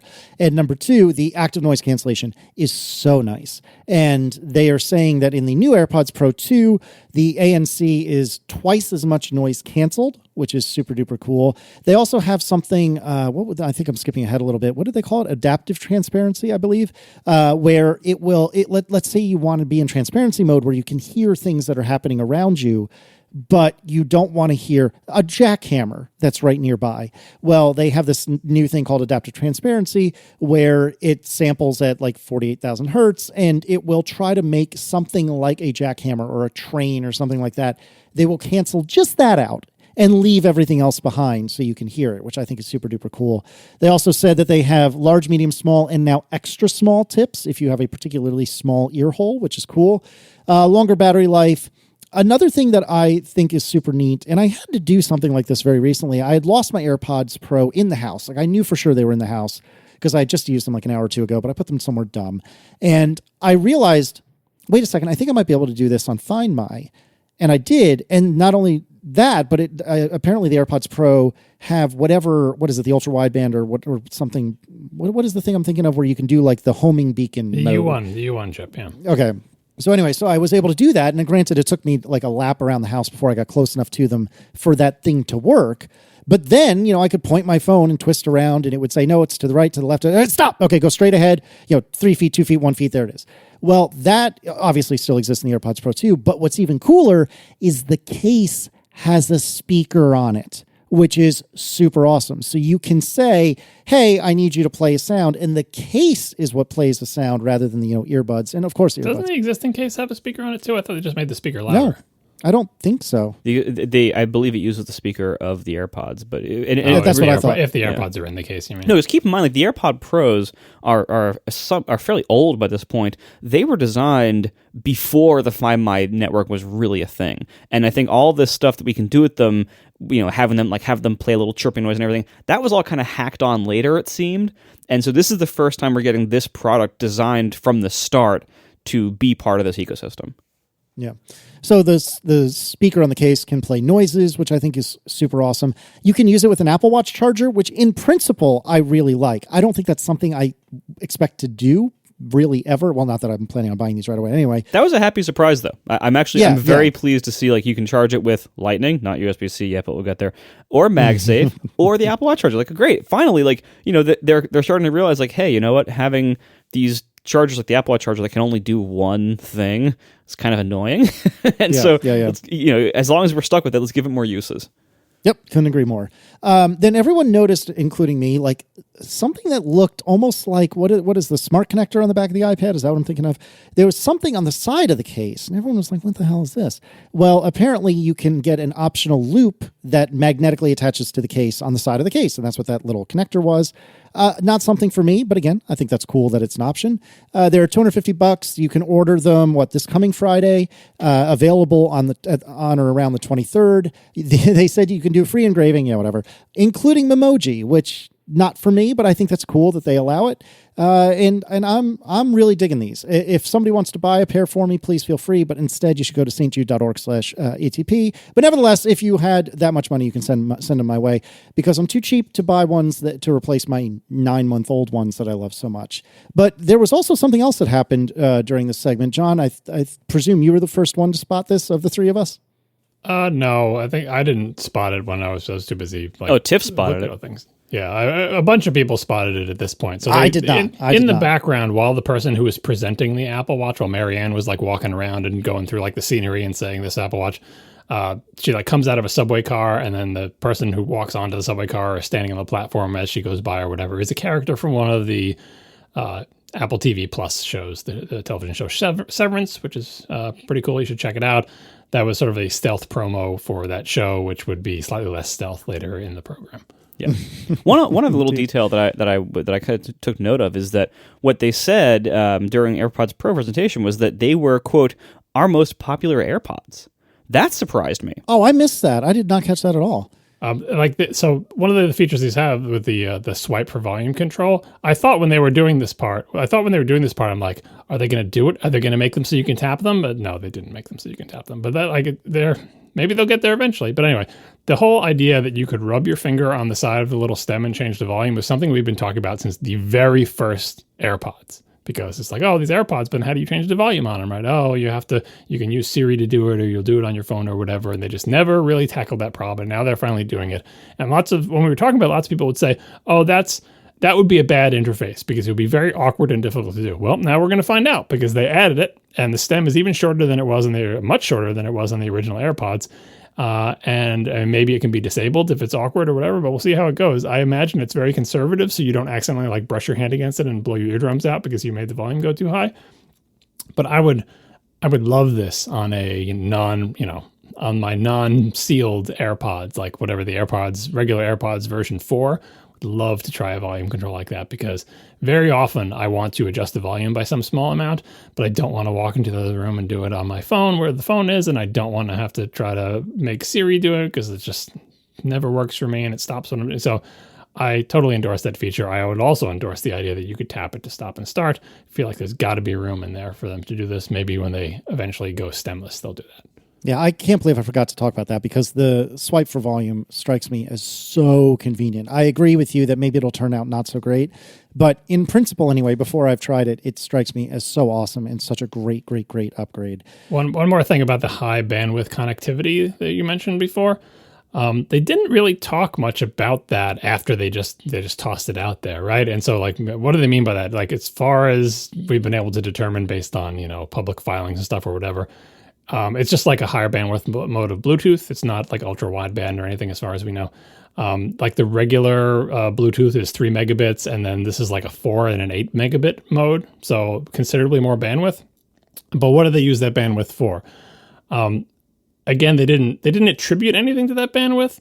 One thing that they can obviously use it for is that it extends battery life, because when you're sending, the compressed audio or whatever, you can spend less time sending it, right? Given the same size buffer that you're going to keep, right? So you can send and let it play, and then send and let it play or whatever.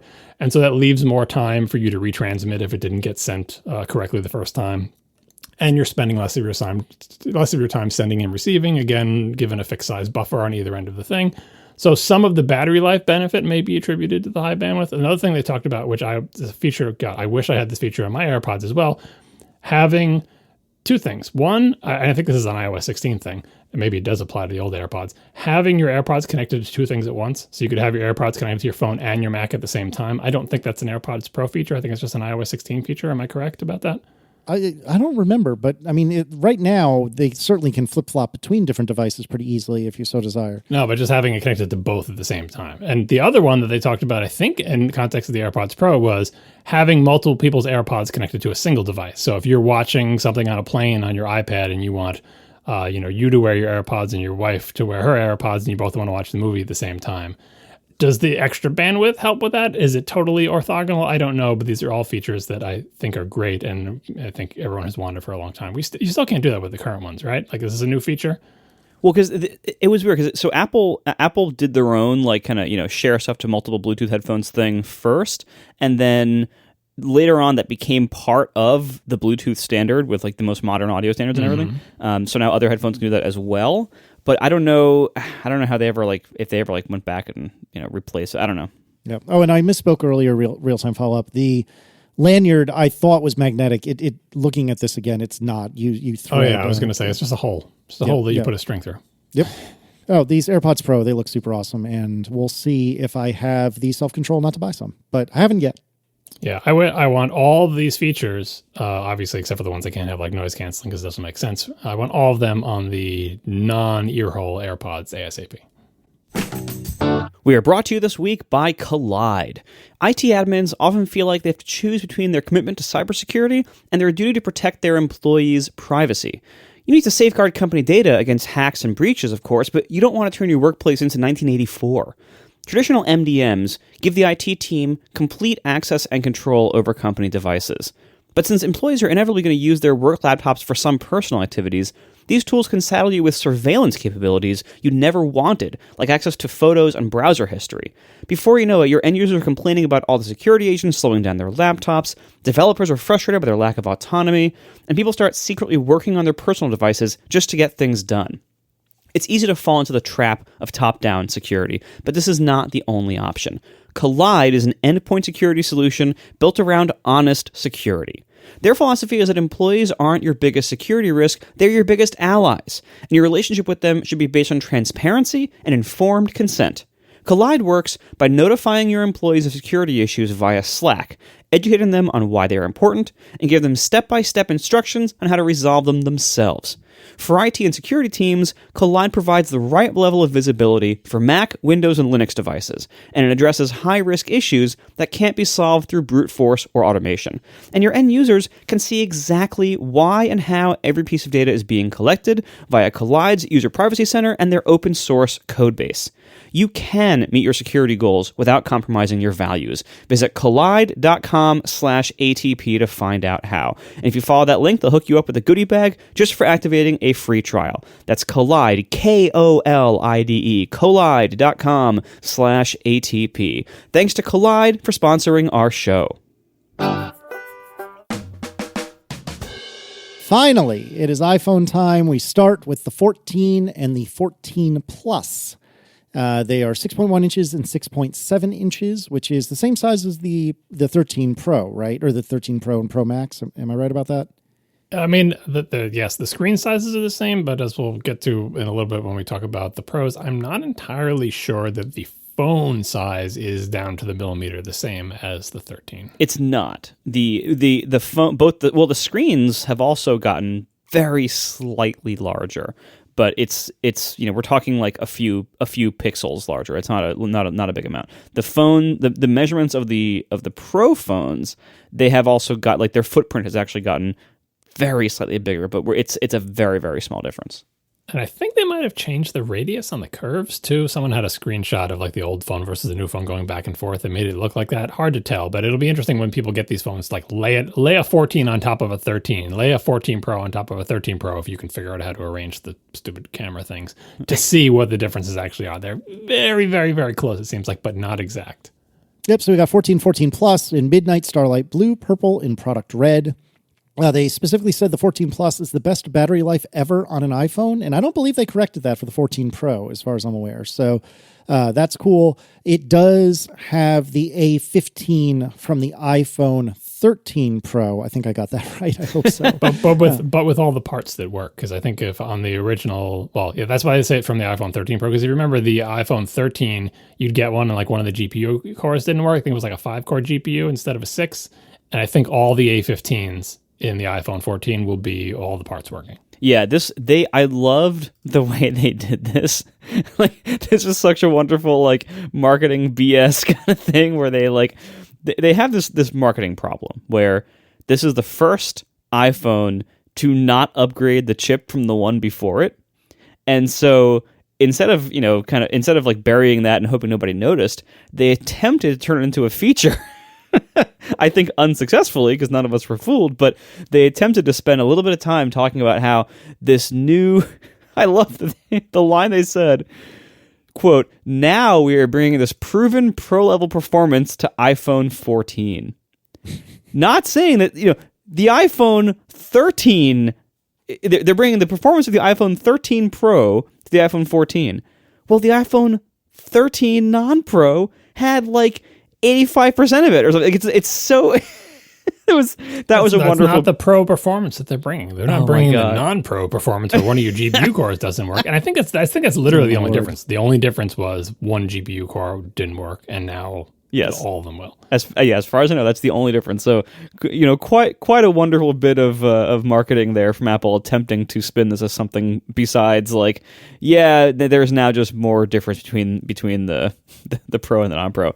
And speaking of battery life, I'm kind of surprised that they didn't make the connection between the removal of the SIM, which we'll get to in a little bit, and the battery life, because that's got to be a factor, right? I mean, the SIM takes up room that could be taken up, that you can use to rearrange stuff to put more battery in, and I'm assuming they did that. We'll see when they tear them down, but I'm guessing that they spent some of that savings on a bigger battery.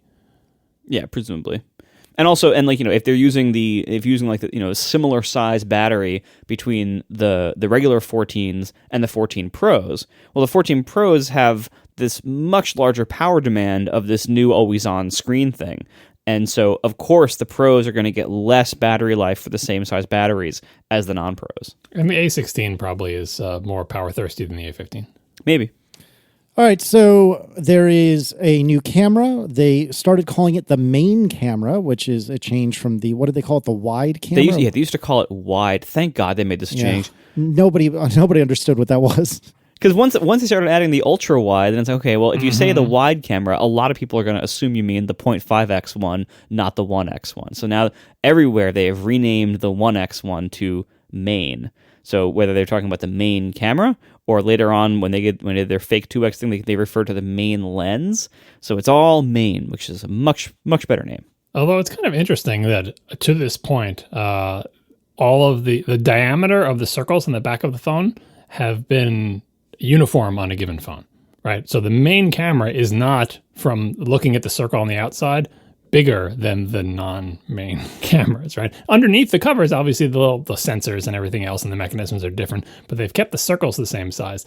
And it's kind of, main camera is a better name, but it's kind of academic in that the only place this manifests is in the UI, and in the UI, it's not called main; it's called 1x, 0.5x, right? So if you ask someone, if you showed them the back of their phone and said point to the main camera, no one has any idea which one it is, right? Why would you know? Why would you care? It's all in the UI, and the UI is numbers, not words.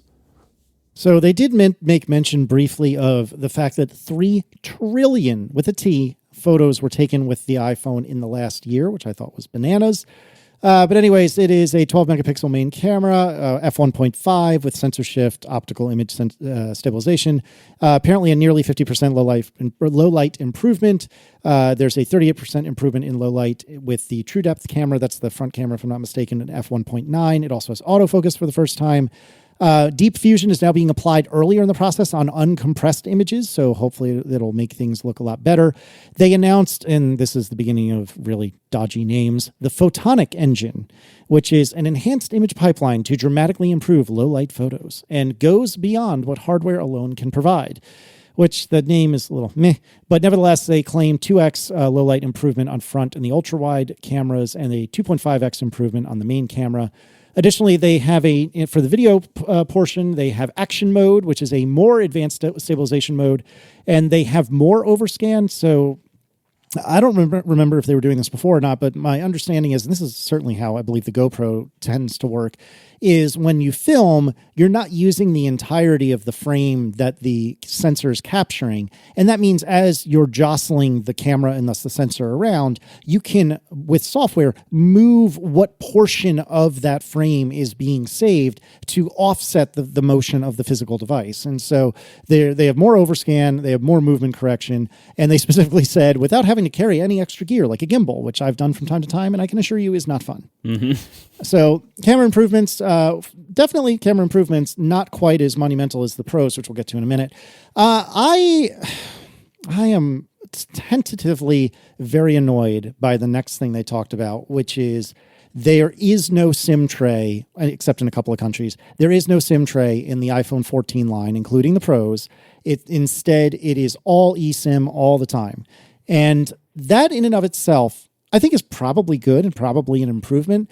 The thing I don't like, though, is that when I was on AT&T, and if you recall, I switched to Verizon recently so I can use my ultra-wideband park bench / picnic table.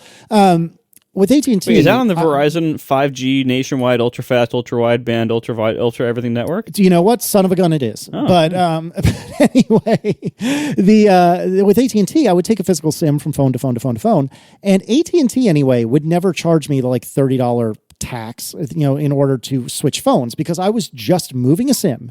That's all I was doing, and they were none the wiser. I mean, I think they literally did know that it was a different phone, but they never charged me for it.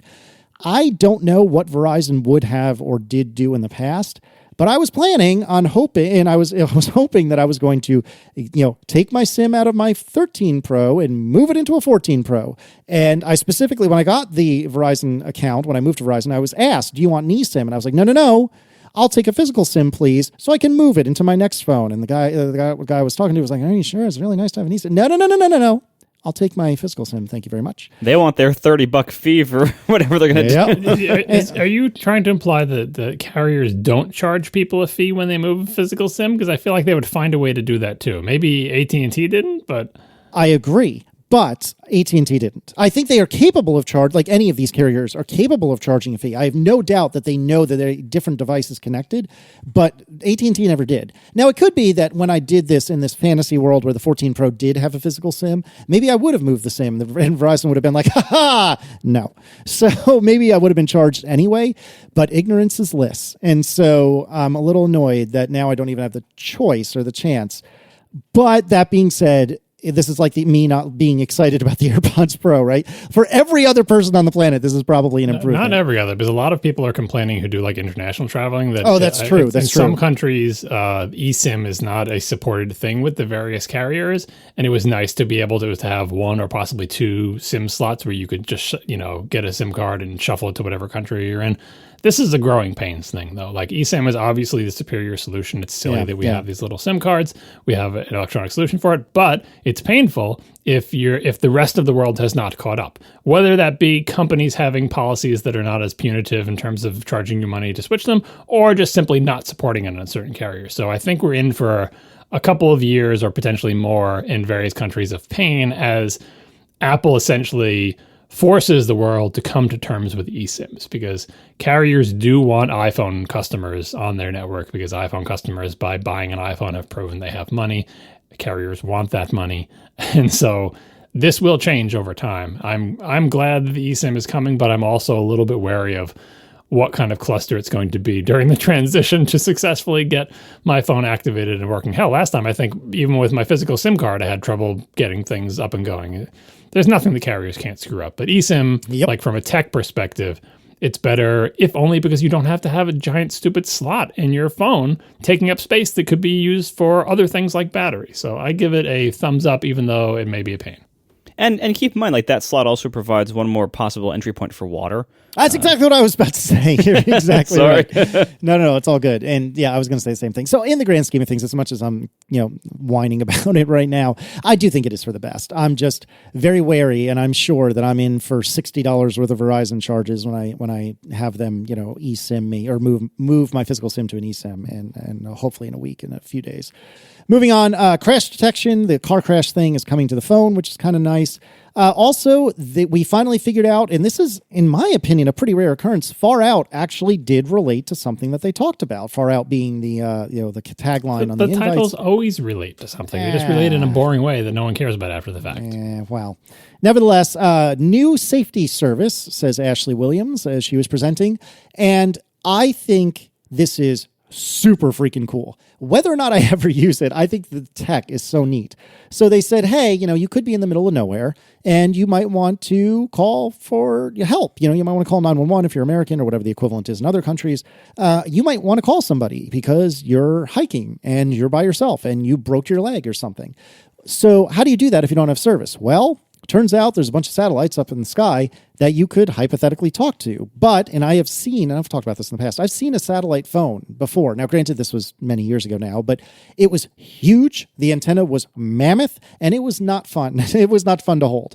So they said, well, what do we do? Well, they specifically said that you need to have the iPhone pointed at a satellite, but the satellite is so far away you can't see it, so what do you do? Well, apparently Apple figured out that they could show you, kind of like the, homing beacon thing with the AirPods case I was talking about earlier.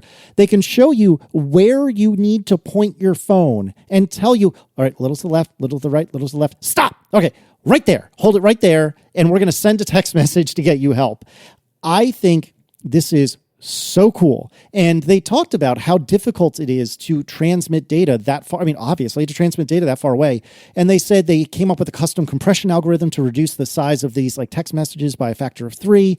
And they were very proud that it takes less than 15 seconds to send a message when you have a clear view of the sky, mind you. But it might be a couple of minutes if you have a really cloudy day or if you're under foliage or something like that. And that's so ridiculous to me, but also so cool that, it only takes 15 seconds to send a message to outer space. It takes me more than 15 seconds to send text messages to my children when I'm parked outside their high school, which is in a cell phone. Right. I just think this is so cool. And this is also a case where it helps to know a Garmin product that already exists. to put this into context. Yeah. So modern satellite phones are actually very small and very capable. And I know this in part because our friend Underscore told me about them along last year, but also in part because the reason I never remembered it was that I live really close to New York City, and a major world nuclear power started a war, and I live on a remote island. And so I thought, it might be good to have some kind of backup satellite phone in case the one cell tower on our island doesn't work for some reason. Wait, so you got like an Iridium phone or whatever it's called? So I got a Garmin InReach Mini 2, and this thing is so small. And this is what this is competing against. But by comparison, this is a device that it doesn't even have its own like keyboard or anything. It pairs to an app on your phone over Bluetooth if you want to actually like type custom messages into it or upload contacts or whatever. But the main use it's for is just sending SOS messages or sending like canned messages to your contacts. And the thing costs like $400. Basic service is like $12 a month. That's what you're looking at here.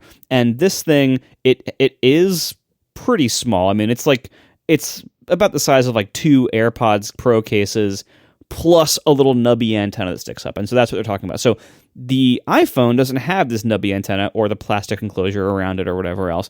And so this thing can connect to satellites within a very short time, as long as you're, again, outside view of the sky. It can connect to satellites. It can, send messages without having to do crazy, weird compression stuff. It's custom. Like, it just connects directly to them and can send whatever message you want it to send. And it doesn't take 15 seconds to send a message.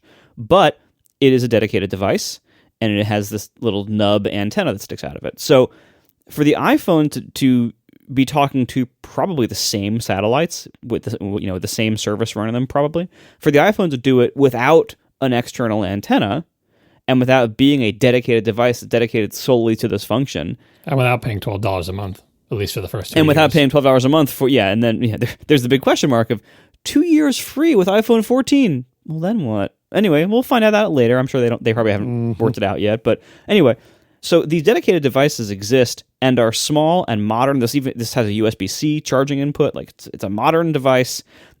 Already exists and it's great. And if you pay more than the $12 a month, you can have much more capability on it too. Like you can unlimited messaging, all this other stuff. It's stuff I don't need. But anyway, these devices already exist and they seem to do fine in the market. And they seem to be pretty decent.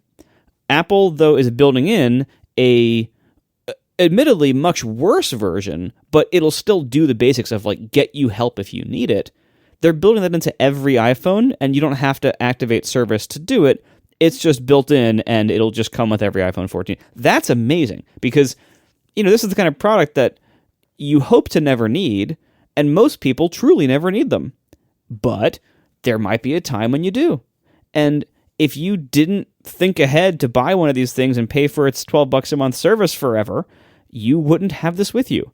Now, every iPhone owner with a 14 or greater phone will be able to do this. And so, again, think of like life-saving options here. This is an incredible thing to have on every single iPhone for this generation forward.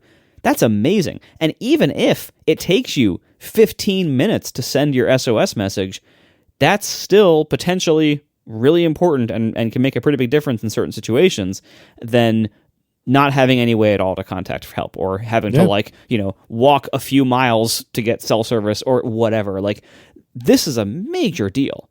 And so, yes, it is going to be very limited. You're not going to be browsing Instagram over this connection, as we discussed last week. It's not that kind of thing.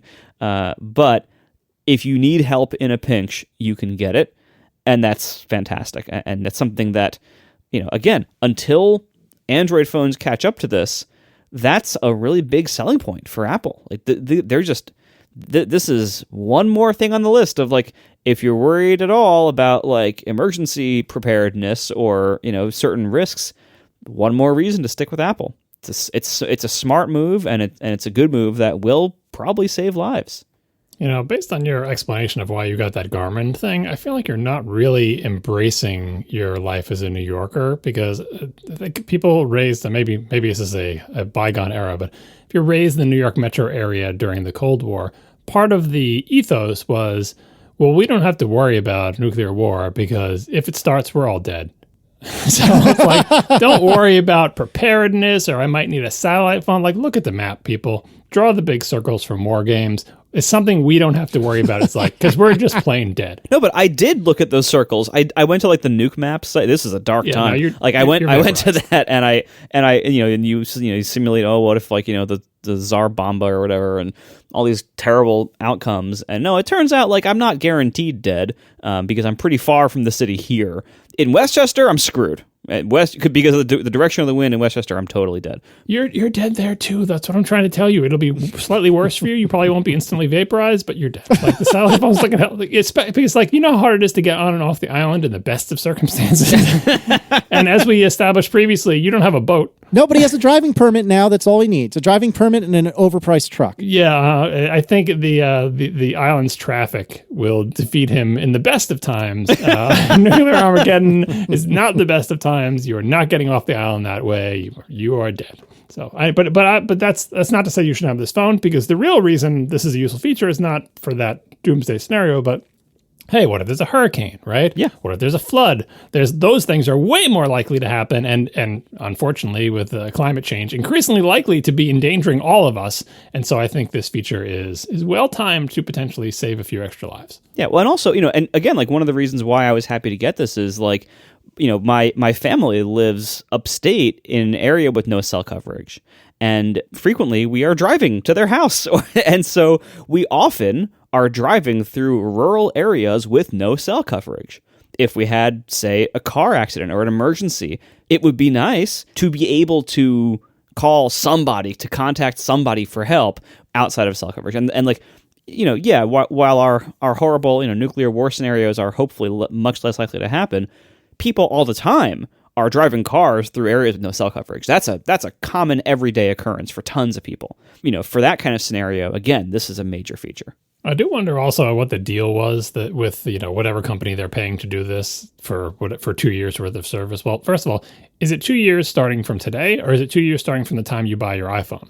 That is not entirely clear to me. But anyway, it's not unlimited free forever. So there's some other shoe that may or may not drop in the future. Maybe they'll come back 2 years from now and say, oh, actually it's free forever. But anyway, the feature that they put in there were like how we compress everything, and how, like there's essentially a wizard that you go through step by step that asks you the questions that someone on an emergency phone call would ask you. How many people are there? Is anybody injured? All those type of things. It's asking you those questions so it can compose a few very short to the point sentences that it will send in one message, rather than the back and forth with a 16-minute route trip each time, where you going, help, 15 seconds. Who are you? I'm so-and-so. How many people are there? Is anybody injured? Like that back and forth would take forever. So it goes through the wizard, and it, it didn't show you what it forms, but presumably it forms a nice, concise description. And my snarky tweet, which I think is a real true thing, is email clients should have this feature. So there's nothing worse than people who can't write an email, and they send an email with one question. It's like back and forth and back and forth and back. Just say it all in one sentence. Here's who I am. Here's what I want. Here's all the information you're going to need. Here's what I'm looking for from you. It's like, well, if you don't know how to send good emails, the new version of Apple Mail will have a wizard that will guide you through the process of sending an email with all the relevant information, so you don't have to go back and forth 50 times with a 3-hour turnaround time each time because everybody's not at their computers. It's the new Clippy. It's like, it looks like you're trying to invite somebody to an event. Have you clearly communicated where this event is, when it is, what is required? Like who's invited, what you should bring with you, what is the dress code, what is the rain plan? Like, anyway. But anyway, part of that is like, I do wonder if their deal is for some fixed amount, or some maximum amount of data that will get sent. Obviously, people aren't going to be using this recreationally. It doesn't have a use outside of the actual SOS scenarios, but Apple has to do some math and say, here's roughly the data that we expect to come from all the iPhone users who buy these phones. How many of them will ever need to use this? When they use it, how much data will it take? So they do that math and say, okay, we think it's going to be X amount of data, and we're going to pay you Y amount of money.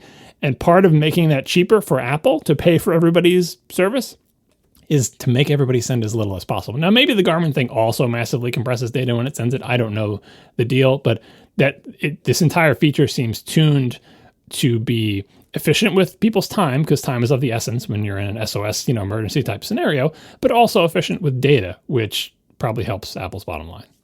There's something else interesting that they talked about, and I didn't get a clear understanding of it, but they said, it's free for the first 2 years, the text message wizard. It's available in November in US and Canada, but they also said that it can relay both text and audio, which I was very surprised by. And they specifically said relay, and they showed this diagram of your iPhone talking to a satellite, talking to a ground station that receives data from the satellite. Then it is connected to a relay center, and then that's connected to emergency services. And I'm not entirely clear what this relay center is doing, but the implication that I got from it, at least my limited understanding so far, is that that's run by Apple. Like Apple is establishing these relay centers, or maybe it's just one big relay center somewhere, that's going to do this communication in between the emergency services and whatever satellite connection it is that's talking to the satellites to talk to you. Yeah, my interpretation of that is that there are certain areas of the world where Apple can, or where the satellite company or whoever is running this emergency program can just send everything digitally, like for dispatching emergency services. And there's certain areas where they can't do that, and they have to like call 911 or call the local equivalent of that or whatever, or call like a helicopter rescue company or whatever. And so it seems like they have the relay center. Seems like it's like a call center where it's like they get a request from somebody that cannot be dispatched digitally to the local services, and so they dispatch it by phone. I see. But I don't think audio is going from the person on the iPhone all the way to the satellite. I think they're clearly doing some kind of like very very low bit text encoding. Probably some basically a fancy version of Huffman coding probably that they've worked out with these satellite providers. Right. Like, all right, we're going to spend like 7 bits to express this this very common thing. Plus a couple of bytes for the location, and that's it. Yeah. All in all, I think this is super cool. When it was spring break this past school year, so a few months ago now, me and Aaron and the kids, we went to the Shenandoah National Park and we went on some hikes. And for the most part, we were without cell coverage on these hikes. And granted, we were not doing anything particularly challenging, but you never know. It's not called an accident because you did it on purpose. And so you never know what could happen. And to have something like this would be really, really, really cool. So I wouldn't, one could call for help if you really needed it, even in a place that a lot of people go to. Shenandoah National Park is not a like out in the middle of nowhere kind of place. It's just that mountain ranges are really hard to get good cell coverage on. And like if you're a skier, I haven't been skiing in probably a decade, but I know that a lot of ski slopes, at least in my neck of the woods, the cell coverage is terrible. Again, mountains, hard, difficult. Sometimes they are a little bit in the middle of nowhere. And so if you're a skier or snowboarder or what have you, this could be really helpful. What if you're on a boat that's far away from the mainland? You're off the coast of the United States or Canada, and you're far enough away from the mainland, you don't have cell coverage. Again, that's not an entirely unrealistic thing. Like regular people go hiking, regular people go skiing. This isn't just for the lunatic wearing the Apple Watch Explorer and going through the Mojave Desert. This is for regular people too, and so I'm super into this. I think this is great. The only kind of odd thing about it is that it only is launching in the US and Canada at first, and they didn't give a timeline for the rest of the world. I thought that was kind of interesting for a worldwide service, or is it not a worldwide service? Like, are they only using certain satellites? But I don't know. That to me is a little bit odd. Nonetheless, wrapping up for the 14, they did not raise prices, I don't believe. $800 for the 14 and $900 for the 14 Plus. They never mentioned capacities, I don't believe, on any of these, other than to say that the 14 Pro can go up to 1 terabyte. But I don't think they ever mentioned like what the delineations are, what the base capacities are, or anything like that. They did make mention that a lot of carriers do have deals where you can get a whole pile of money off, including up to $800 in the United States, apparently. Pre-orders this coming Friday at 8 a.m. Eastern. Thank you so very much. I really do not miss the 3 a.m. Eastern wake-ups. It will be available, the 14 will be available on the 16th, so a week from Friday, and then the 14 Plus not available until October 7th, which was a little surprising, but not that long from now.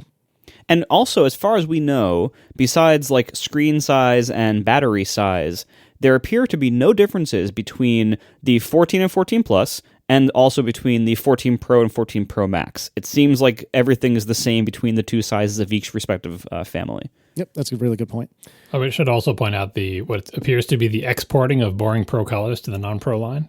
Yeah, the colors this year, we have, just like the watch, we have fewer options, and they're more boring.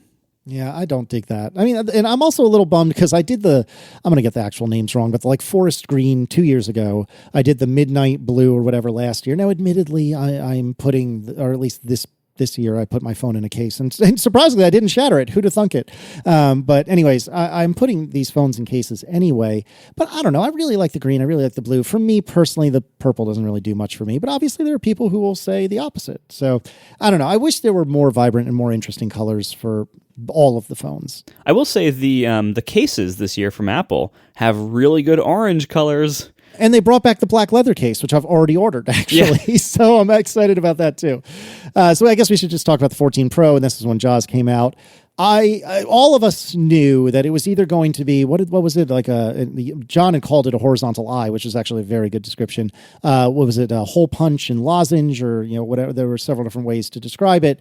And then very recently, in the last month or so, we started hearing rumblings that, oh, no. Whether or not that's the actual sensor situation, it's just going to be one like oval, one lozenge, one pill, whatever you would want to call it, that it's going to be the sensor area. It's not going to have, a circle, a little bit of screen, and then a oval. It's just going to be one big long oval.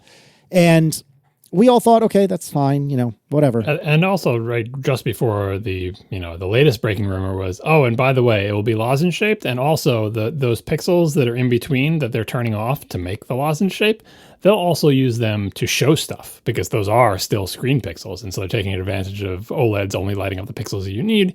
And so they showed a bunch of screenshots of saying, hey, the little light that comes on to show you that the camera is recording and that the microphone is on, they can put those in the part of screen, between the dot on the eye and the stem on the eye. And so that's kind of the extent that the rumors got, that basically it's going to be lozenge shaped, but Apple is going to use the pixels there to display information. And I feel like if we had 2 more days of rumors, we would have got the rest of this stuff too. Probably. They showed a demo of this thing and how it's going to work. Holy freaking cow, it looks so cool. I am so flabbergasted that this is what they came up with, because I did not expect it to be anywhere near as cool as this. I don't even know how to describe it, but I would like to get out of the way because I'm really enthusiastic about this. Can I please take a moment and get out of the way? I've only been in the Apple world since the iPod Nano, but that doesn't really count. I've only been in the Apple computing world since the polycarbonate MacBook. My first iPhone was an iPhone 3GS. I do not have the longevity that John has, or even Marco. Can you gentlemen find a worse name than Dynamic Island? Because holy freaking crap, I hate that name so much. Oh, it's a great name. Oh, I hate it. So when I wrote that tweet, I wrote the tweet about the name, and the first time I wrote up the tweet, it was like, this is one of the worst names Apple has chosen in recent years, and that's saying something.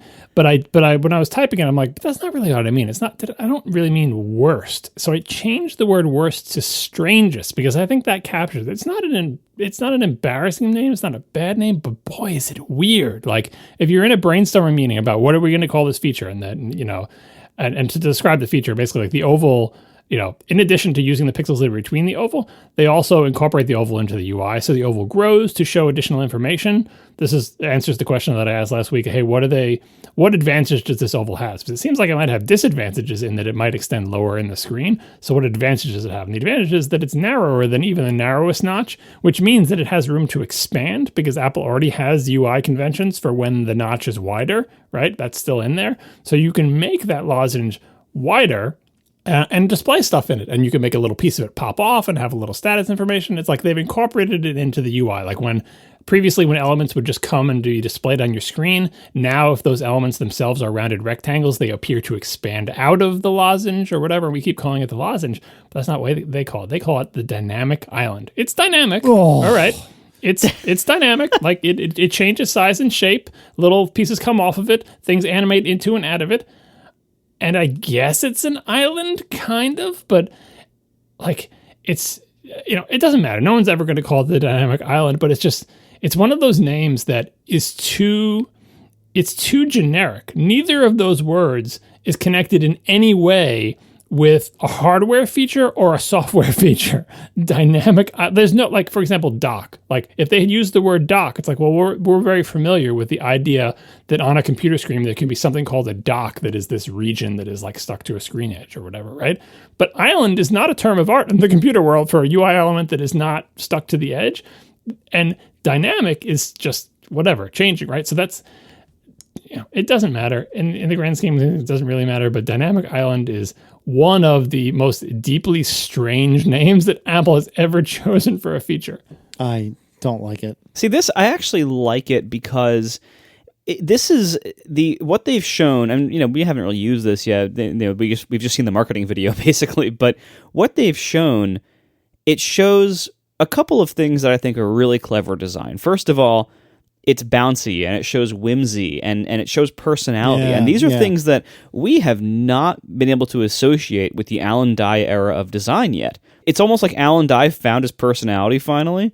And I look, you know how much I don't like his work in on the Mac especially. But I will give credit where due. This looks, again, we haven't used it yet, but it looks like really good design because it's taking this space that is basically a dead zone. You have these two sensors, you had a few pixels between them, and then you have the status bar around them. And you have this little gap above it that you can't do much with. And the status bar has been kind of crowded in recent years and has had a lot of stuff coming in and out of it as different versions of iOS add more and more features to it, as the world around it gets more complicated, and as the hardware around it changes to have more or less space for it. So what they've done here with the dynamic island, which I don't think it's as bad a name as you think it is. What they've done here is they've taken a hardware downside of, you have the hole in the screen now from these sensors, right? They've taken this hardware downside and they've turned it into a feature instead of a bug, and they've given it personality and utility, and they've integrated a lot of stuff into it that used to either be part of the control center screen or was kind of buried in different other parts of the status bar area or in different modes. And by the way, the whole live activity integration thing where developers don't have access to this yet, but the Live Activities API announced this summer, which is coming, quote, later this fall, and some other update, probably 16.1. That is going to give us this kind of like live widget thing for apps to use, and the dynamic island is going to be a place you can have a live activity running all the time. So it's almost like you're getting some of the benefits of split screen multitasking on a device that doesn't have room for it. And that's amazing. And so I actually really like this so far. The only downside, a few people on Twitter are pointing out that might be a downside, is that the very top edge of your phone is the hardest part of your phone to reach if you're using the phone one-handed. So that could be a bit of a downside. But for the most part, other than that, this looks like it could be a huge home run. I love that it's fun looking. I love that it is taking a hardware downside and making a feature out of it. And I love that the rumor mill had absolutely no idea this was coming because all they knew was the positioning of the sensors and not at all any of the software around it, and the fact that it would even be shown as one unified thing until like 2 seconds ago. So I'm very excited about this. I think this could be one of those things that once you're accustomed to it, you're like, and you have to use someone else's maybe non-pro phone or use an older phone, you're going to be like, oh my God, I'm missing that. It's so bad without that. Why is your notch all black and bigger and stuck to the top? Like this, you're going to instantly get used to this and instantly take it for granted. And I think it has a lot of potential, and I think it could be really cool. So the unanswered question still is, why isn't it stuck to the top, right? That's wasted space as far as I'm concerned. I know it looks better aesthetically, but there's no reason that the notch couldn't have done everything that this thing does. Like what we're essentially celebrating here is the ability to have more information in the status bar that is, that has a third-party angle integration with it, and that the implementation of which has a little bit of whimsy with the blobs coming off and everything. The notch could have totally done that. The problem with the notch was it was already pretty wide, especially the first notch. So there's really not a lot of room for you. There was too much of it was not pixels, right? And so you really had limited ability to do that. And and the second was that I guess no one had just thought of this. Like they were hesitant to put things in the status bar. So then when they decided to do this, they knew they were going to do the hole punch and so on and so forth. They probably talked about this. Maybe there's a packaging reason why this can't be up at the top, but this, and I still haven't seen a good measurement of this, but like we want more room for our content below the part where the notch or the lozenge is, right? And so those pixels above the lozenge are not particularly valuable to the user. They would be more valuable if they were on the other side of it, but then it wouldn't be a lozenge anymore. So I can't tell if this was done for aesthetic reasons, right? Because it does look nice to have, a lozenge as opposed to something stuck to it. They could have just made it, here's the new narrow dynamic notch, right? But then Apple never called it. Did they ever call it the notch? I forget what they called it. They called it the sensor housing. Yeah, it had a bad name, right? So this is a culmination of a lot of good ideas, none of which I think are specifically tied to a thing that goes down. And the other thing about it is like when they get to the point where they don't have to have any of this crap, everything's underneath the screen, which they would love to go towards, it will still behoove them to essentially have a menu bar / status bar that has all these dynamic features. But when they do that, it's not going to be down from the top. It'll be jammed right up into the top because when it's all screen, why would you leave that space? You're just burning pixels that are no good to anyone, right? So I really hope when they go full screen and everything's under the screen and however many years it takes to do that they continue all of these APIs, the live activities and everything, continue to let third-party developers put information in there because like when that's all pixels, you'll be able to put so much more info because right now you can't put anything in the parts that don't have pixels, like the sensors are there. When that is all pixels, there'll be so much more room for essentially user configurable, always visible information at the top of your phone. Kind of in the same way where they, made the menu bar bigger on the Mac and that, those pixels are like bonus pixels. I think we should start thinking about the top part of our phones as bonus pixels at some point in the future when those all are pixels. But for now, there's a giant hole in our phone and there's a bunch of pixels above that I think are mostly there just to look nice, which is kind of a shame. But that's a legitimate use. Like if those pixels weren't there, like I'm guessing, you speculated a few minutes ago that like chances are like the housing is down from the top for a reason. I'm guessing whatever hoops they had to jump through to get the notch to be smaller, they still couldn't necessarily put everything as close to the edge to make it higher up. Yeah, and if that's the case, I mean, if that's the case, I find it suspicious that the amount that had to be down is this perfect aesthetically pleasing amount, but maybe they just couldn't get it to the top. Yeah, and maybe they edged it down a little bit because they couldn't get all the way to the top to make it look more aesthetically pleasing. But, if you think about like the design of the dynamic island, if the way they show it is like, it has these skinny modes where it stays at its regular height, but then, with something like a notification or the Face ID, little activity blob, that it expands downward and sometimes horizontally as well. Now, if you think about if that was pinned to the top of the screen, that would look really crappy. It would not look right. You just have to have a different animation. Because when it's not, it wouldn't be rounded on both sides. It wouldn't just be the lozenge jammed up at the top of the edge. It would be the notch. Remember how excited they were about the curves on the notch? They were like, look at these curves that we made for the notch. This little S curve is like specially designed and we worked really hard on it. They're so proud of that. It would have to be a different animation, but they could still animate. Like a lot of the things they've chosen to do, like existing features now animate out of the lozenge. I keep not calling it dynamic island, but tough luck. The existing features that animate out of the lozenge, there's no reason for them to animate out of the lozenge other than just uniformity and niceness. It's like, well, the lozenge is there, and we're about to show a big black rounded rectangle at the top of your screen. Might as well animate it out of it didn't animate out of the lozenge before. Before, it just came down from the top or appeared out of nowhere. Now that the lozenge is there, we can animate out of it. So if it wasn't a lozenge, but was instead a notch, it would animate out of the notch, but in a different way than animating out of the lozenge. Like maybe it would ooze out, or I don't know. Like, there's lots of things you can do. I don't know. I'm just, again, like Marco said several times, we haven't used this yet. Maybe it's garbage, but from the marketing video we saw, I think this looks so freaking cool, and I am so excited to try this. Other than that, there isn't that much until we get to the camera, though, right? And the camera, well, let's wait on the camera. I'm sorry. Let's talk about the A16. Seems like it's largely more the same, or am I wrong about that? So it's a 4nm chip, which I think this is the first one, I believe. Oh, that's true. That's true. Otherwise, it seems like a fairly incremental update. It still has the same core layout. They say performance cores are faster, they didn't say by how much, and 20% lower power compared to A15. But then, like, again, they were playing a few little games with how they were expressing comparisons of performance here, because they were like, well, actually, our chip from, 3 years ago or whatever is better than the competition, and here's how much faster the A16 is than that, or than the competition, not compared to last year's chip. So it sounds like it's not a huge improvement over the A15, but it's still, in absolute terms, these are all great chips, Brent. But, in relative terms, I think this is probably a pretty incremental update.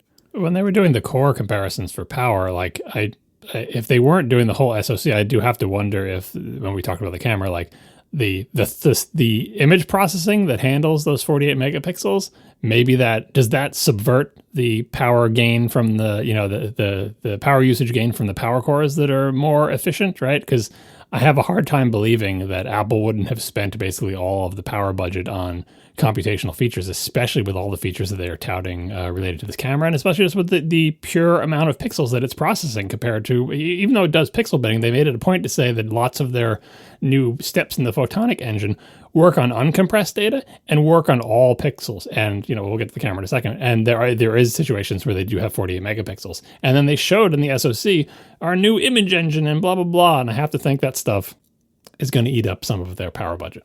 One thing they added that I think is new with the A16, they called out that there's a new section of it called the display engine. And they said this drives parts of the always-on display situation, as well as some, quote, advanced anti-aliasing for the dynamic island. So that's interesting. Huh. I'm not sure exactly. I mean, I know what anti-aliasing is. I'm not sure exactly what that all means relative to like what the GPU was doing. But it seems like it might be some kind of like additional GPU accelerator, or maybe a lower power GPU they can keep active all the time. I mean, they did make a point of how proud they were of the anti-aliasing around the original notch, but I imagine that wasn't due to a second execution unit. But yeah, the always-on screen and anything having to do with that, especially since things that can happen on the always-on screen, and maybe you can have animations out of the notch in that situation. You don't want to power up the GPU to make that happen, but you do need something to do all of the compositing and everything. So maybe the display engine handles those scenarios. Yeah, I think that's most likely, or some kind of like fancy display driver that is needed to do some of this stuff. But either way, it seems like it's something that is probably lower power than having a GPU running all the time. And speaking of the display, I accidentally jumped right over that. So there's new Pro Display. Marco, you noted earlier that it is ever so slightly bigger than the 13 Pro, but still 6.1 and 6.7 inches, 460 points per inch. Thinner borders, peak HDR of 1600 nits, which is the same as your hilariously overpriced monitors. Cheaper than a Panerai. That's true. It was also same as the MacBook Pros.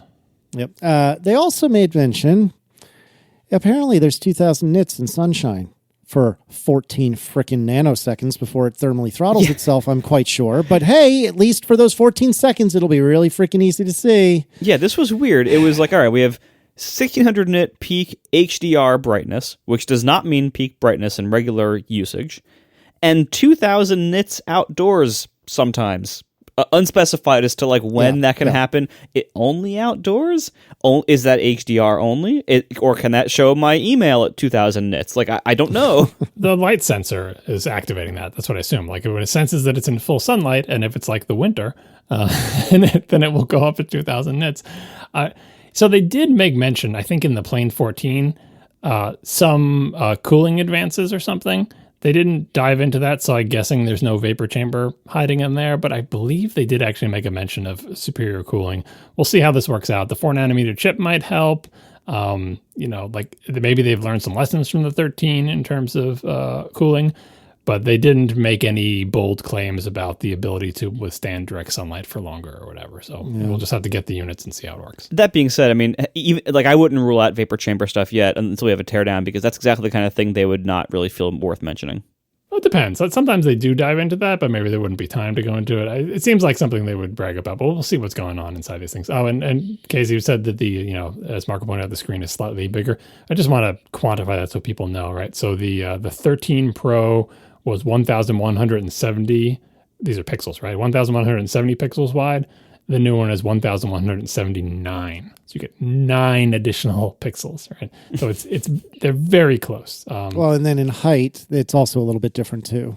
Yeah, we're talking like, a few points. 24 pixels or whatever. Yeah, we're not talking much. Yeah, but it is interesting that it is different. I mean, this kind of goes to show that when Apple is designing these things, it is like, I saw someone complain, oh, when are they going to ever change the phone? It's the same design. Now, kind of like how the watch is, quote unquote, the same design, setting aside the Ultra, that is just kind of this rounded thing on your wrist. It does change in subtle ways. The dimensions change, right? And when the dimensions change, the screens change, and like it does move around a little bit. And it all has to do with like everything that goes into this. Those big cameras, whatever sensors they had to put in for the front-facing thing, the lack of a SIM tray, the size of the battery they want, the motherboard, the A16, like they're not going to constrain themselves to say this has to be down to the millimeter the same size as the 13 Pro. And it's not.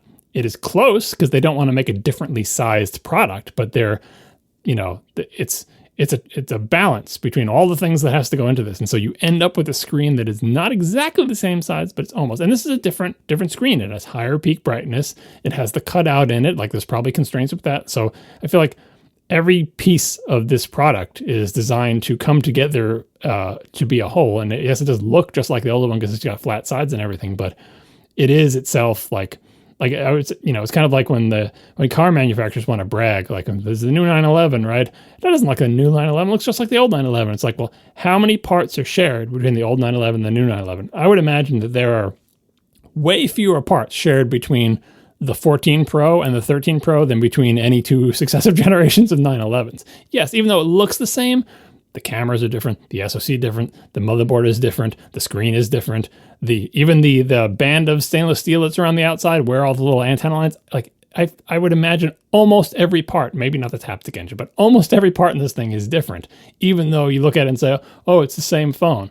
It's not really, it's just not outwardly different. And for people asking when are they going to come up with a new phone, we're still waiting for the periscope cameras, which will flatten that back out maybe next year. And the USB-C port maybe next year. Yes. We did. I realized just now as you were talking about this, we totally skipped talking about the always-on display, which is a pretty major feature. Yep. Well, we talked about it. We talked about it last week, but I think the modifier. So my complaint about it last week is like, oh, it's going to be so limited. You can only put certain things on there, and they're going to be monochrome. People want to see a picture of their kids, and Apple's like, guess what? Picture of your kid, and we adjust it so the skin tones still look good. Like it's there. They're lighting up so many pixels. They're not lighting them up that much, but they're like, we're going to light up the whole back of the phone. You'll be able to see your entire wallpaper lock screen thing. And then on top of that, we'll put, the time and other things like that. And I was very surprised by it. And I think that will make a lot of people happy. Yeah, that I would never, I didn't guess.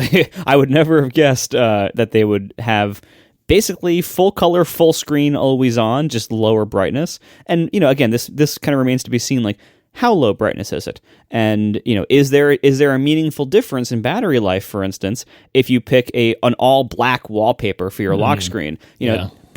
Probably, but whether it matters to you is a different story, or whether it's a large percentage of battery life is a different story. We don't know that yet, but that surprised me greatly, and I'm glad they did it in the sense that it will be overall more capable and more flexible this way. Time will tell on whether you actually want to put a picture of a sunset or whatever on there, or your kid's face or whatever. But I will say I will kind of miss my weather face if I end up having to go for like a black background, because I've been using the weather one all summer with iOS 16 betas, and it's been fantastic. But I probably won't have the animated rain if it's in the dim mode. Do you get to pick a different picture for that? Is this like yet another picture, or does it have to be the same as your lock screen? I'll see if the simulator can do it. keep going. I'll see. Let me see. Hold down to customize. And then while Marco's working on that, Marco, you also realized that the phones keep getting heavier. The 12 Pro, 189 grams. The 13 Pro, 204 grams. The 14 Pro, 206 grams. Only 2 more grams than the 13 Pro, but He'll be okay with the 2 grams. Come on. By the way, it seems like there's not a second setting for like the dim wallpaper versus the locked wallpaper. It seems like it's the same setting. Yeah, the big jump from 189 to 204, you could notice that. Marco's not going to notice the 2 gram difference. No, it's still gonna feel like a phone that's way heavier than I want it to be.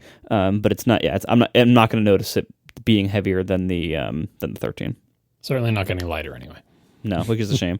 And we didn't even mention, the mini's gone, which is, I think, a shame. And as awesome as all these phones are, they're all big and most of them are very heavy, and that's not great. I wish they would continue the small line, and we'll see what happens with the mini. That discussion is for another day, though. Yeah. Okay, let's talk camera. So the predictions are true, 48 megapixel. But generally speaking, they're doing the whole quad pixel binning thing that we talked about either last week or the week before. The sensor is 65% bigger. There's also a 2x telephoto option. You're welcome, Marco Arment. Well, asterisk. So the way this works is it uses the middle 12 pixels of one of the cameras. I didn't catch which one. The main. Okay, from the main camera to do a full size, full resolution 2x photo, which is pretty neat. And in practice, we'll see if it's good or not. It's still going to be better than any 2x camera Apple has ever shipped, unfortunately. I know that's so yeah. So there's good news and bad news. The bad news is that not only is there still no 2x camera, it's still 3x, but also the 3x camera seems to have had no changes whatsoever to it, at least in the hardware. It is getting the new improved processing pipeline in the software, but the 3x hardware appears to be unchanged. That's something that I've been thinking about looking at these cameras. Like you got the main camera, the ultra wide, the 3x, right? Why did we get to this point where cameras, phones used to have, 0, then one camera in the back? Why do we have multiple cameras on the back of our phone? Well, it's because one camera can't do the job that we want the phones to do. So it's like we have, an interchangeable lens camera, but instead of interchangeable lens, it's like 3 complete cameras because they all have their own sensors behind them, right? It would be, and then when you do this, like, okay, you have a budget. Okay, well, where are we going to spend our money? Well, it makes sense to spend most of it on the main camera. It's 48 megapixels. Why does the 3x one not get better? Is there no better 3x camera? Well, there is, but there's a price that you have to try to aim for, right? You can't make every camera the best camera unless you're going to make a whole new class of phone that's like the, iPhone Ultra. But ideally, what we would prefer is to just have one really good camera that can cover a reasonable range. 1x to 3x, 0.5 to 3x. That's a thing you could do pretty easily with a real camera with a real lens, but on the back of a phone, not so much. And I don't think the periscope camera is going to help with that at all. I don't think you're going to see a mechanical moving element to doing optical zooms inside the thing, at least not in the very first periscope camera. It's mostly just going to help get rid of the bump.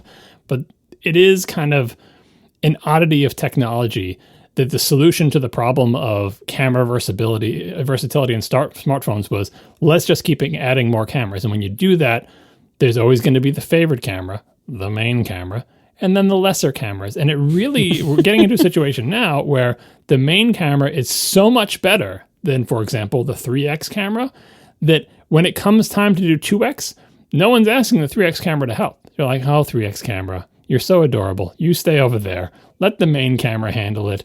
Believe it will crop off half my pixels and I'll still take a better picture than you because you haven't changed since last year. Just sit there. I know you've got a nice 3x optical thing. You can get that 3x. You can do that extra reach, but don't worry about 2x. We'll handle it for you. And then the ultra wide, similar. Yes, you have the glass that gives you the big fisheye view, but we're not going to ask you to do anything. You're just for big group shots, ultra wide, and you can do macro too, I guess, right?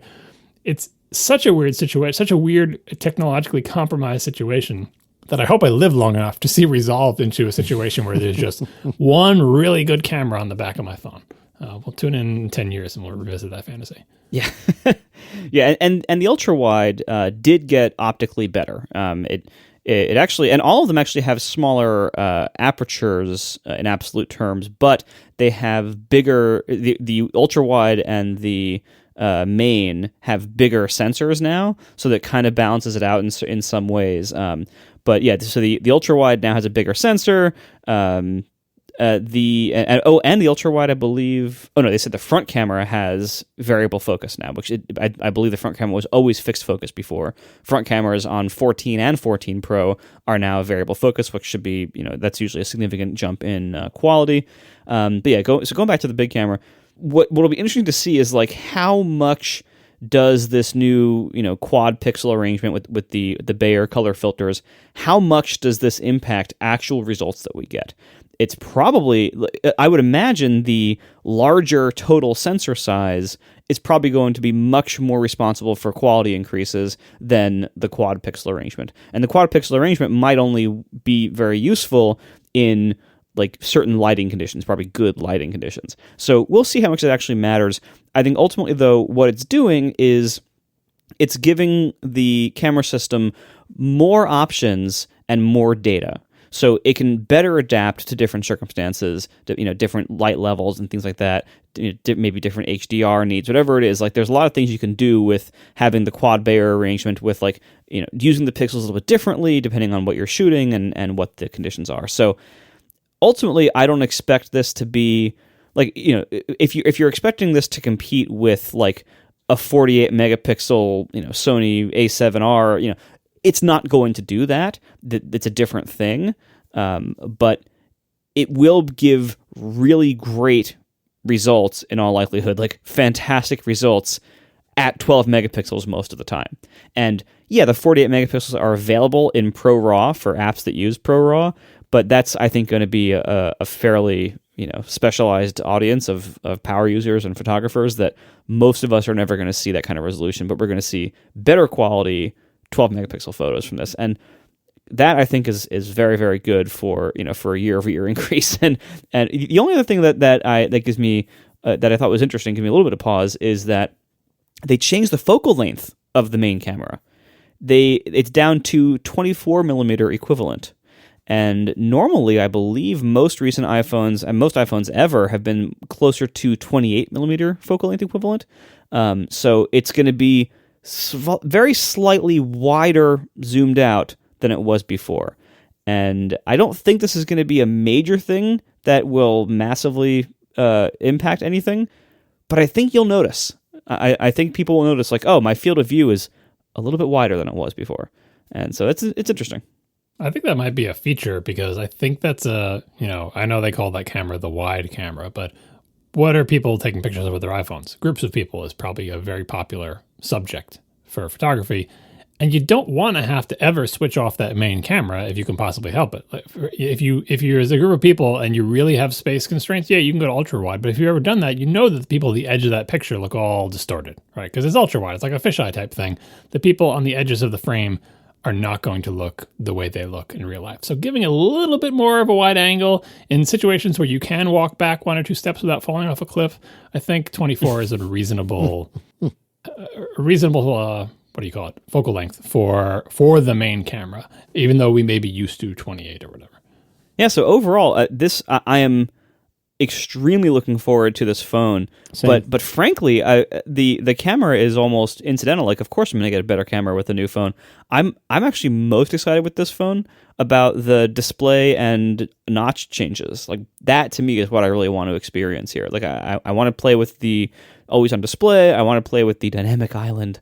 Like this is all stuff I'm very excited about. And so I really give them credit that they were able to cram in all this other amazing stuff to this phone that in a year that the camera also got what appears to be a pretty major upgrade, that it isn't even necessarily the thing that we talked about first, like this, and that we're most excited about necessarily. That's pretty awesome. I'm still most excited about the camera. Like I actually am excited about the 48 megapixel RAW thing just because I do tend to take pictures of quote unquote landscapes, even if it's just around my neighborhood or whatever, in very bright sunlight. I would love to see what you can get out of this because that's like an ideal scenario. You're outside, it's super bright sun. You can actually use those 48 megapixels. It's kind of a shame that it seems like RAW is the only way to do. I mean, I guess third-party camera apps can do whatever the hell they want, but it seemed like what they were saying is, hey, you want a 48 megapixel image out of the Apple camera app, you have to use ProRAW, right? And obviously you need a lot of light. But I'm excited to try that. I'm kind of disappointed that the main camera is just leaving the other cameras in the dust because I do use the other cameras from time to time, and I hate knowing that I'm going to be stepping down that far in quality. And it's not the megapixels, it's the size of the sensor. Like, again, if you look at the outside, it's three little, stovetop burners, right? And the circles are all the same size. Remove those circles. If you could see the sensors under there, those cameras would look very different from each other, right? That the main camera sensor is much bigger than the other ones, and that makes a big difference. But yeah, I'm mostly excited about the cameras. I mean, I'm coming from an 11 Pro, so I've already been jealous of my wife's 13 Pro and her camera. And if I'm going to suffer this gigantic camera mesa, I want to get cool pictures out of it. So I'm looking forward to that. What I'm not looking forward to is being able to find a case that gives me a bare bottom on my 14 Pro. Yeah, the case situation, every year it resets because something changes dimensions slightly, and so I have to wait and see, what's going to be my preferred, clear or leather or silicone option. Who knows? I think I'm going to get the Apple Clear case to start, but we'll see, because I love the orange leather look, but leather is not super compatible with my lifestyle on this dynamic island, which involves a lot of water at various times. Yeah, it's not just that the phones change from year to year. It's that for me, at least personally, I haven't been able to find a vendor that from year to year I can rely on to make a case ever since Apple started wrapping the bottom. Like, it's Olexar, it's my preferred brand. I'm going to go see what they have. I don't know if they're even going to make a bare bottom case for the 14 Pro, so maybe I have to look for another one. Like, I bought multiple cases for my 11 Pro. I'm going to end up probably buying multiple cases for this one, unless, like, Olexar literally has the same case, but in the 14 Pro. And, Marco, you bought, like, 4 cases for your last phone, trying to find the one that you want. Because, we can't rely on, every year I'm just going to buy the X brand case for my phone because I know from year to year it'll be the same. Even if you're like, I'm an OtterBox devotee, I buy OtterBox cases for all my kids because they're, sturdy and they protect the phones. From year to year, one OtterBox case to another, they change the design in all sorts of ways. Ways that, there's like no brand loyalty, no product loyalty, no, like, if you find a good case for your current phone, don't assume that means that for your next phone, you'll be able to find anything like that case, because that same vendor for the next phone may decide, we've changed our mind and now it looks like this. It's kind of annoying. Finally, the 14 Pro and 14 Pro Max, also no price changes, much to our surprise. $1,000 for the 14 Pro, $1,100 for the Pro Max. You pre-order this coming Friday, available a week from Friday. Honestly, that was a surprise to me. Everyone was saying they were going to raise prices by $100 or something, and modern Apple with a Pro phone that's being ever more separated from the non-Pro versions, I would have expected a price raise. I did expect a price raise, so the fact that the prices stayed the same, I consider a win. I mean, I've heard it's kind of rough, like in Europe, where we have some currency fluctuation issues that are making their prices even more egregious than usual. But yeah, for at least for us here in the U.S., it's been pretty good. Oh, and no 8K video, right? No, I think they definitely would have mentioned that if that was there. It was one of the rumors. Didn't come. They did take a chance to talk about that cinema mode thing again. Now you can do that cinema mode in 4K. Okay, all right, that's good. I'm glad they didn't lean too far into that whole thing, because as I was mentioning last week, that like I'm not a filmmaker, and I think most people just want the regular features to work really well, and that's what they do. Yeah, and speaking of the regular features working well on the camera and everything, this is the thing. Like, we went through the part of like, 2x better low light performance in the photonic engine or whatever. Apple itself never tries to quantify that, right? Even though it seems like they're quantifying it. 2x, that's a quantity, right? It's not a qualitative measurement. We're not telling you it's like much cooler or awesome. We're saying it's twice, and 2 is a number.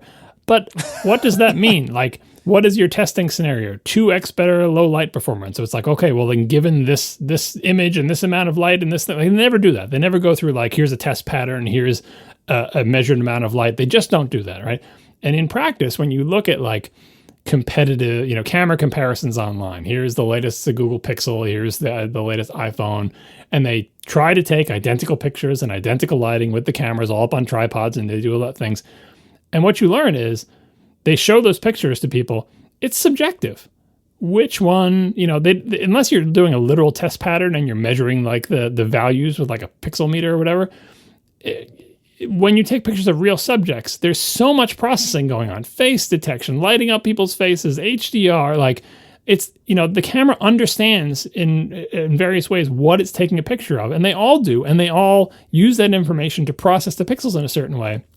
And so when they say twice as good low light performance, does that mean if I took a picture with a 13 Pro and a picture with the 14 Pro of the same person and the same lighting, I would think one is twice as good as the other one? No, I might even think the 13 Pro looks better if I agree with its decisions that the computational engine made more than the other one. So that's why these camera comparisons are so tough, right? When what you're looking at is, does this picture look better to you than that one does? And that is much harder to measure than anything sort of, any sort of objective benchmark measurements. And Apple, like when they show off their cameras, they never show test patterns. They show people, right? They show landscapes. They show beautiful pictures. And I look at those beautiful pictures and I'm like, these are beautiful pictures, but what is this going to mean in my life when I'm taking a picture of my dog walking in the woods or whatever? I'm excited. I'm really excited for the camera. I'm really excited for the lozenge, which I will never refer to as a stupid dynamic island. I hate that name so much.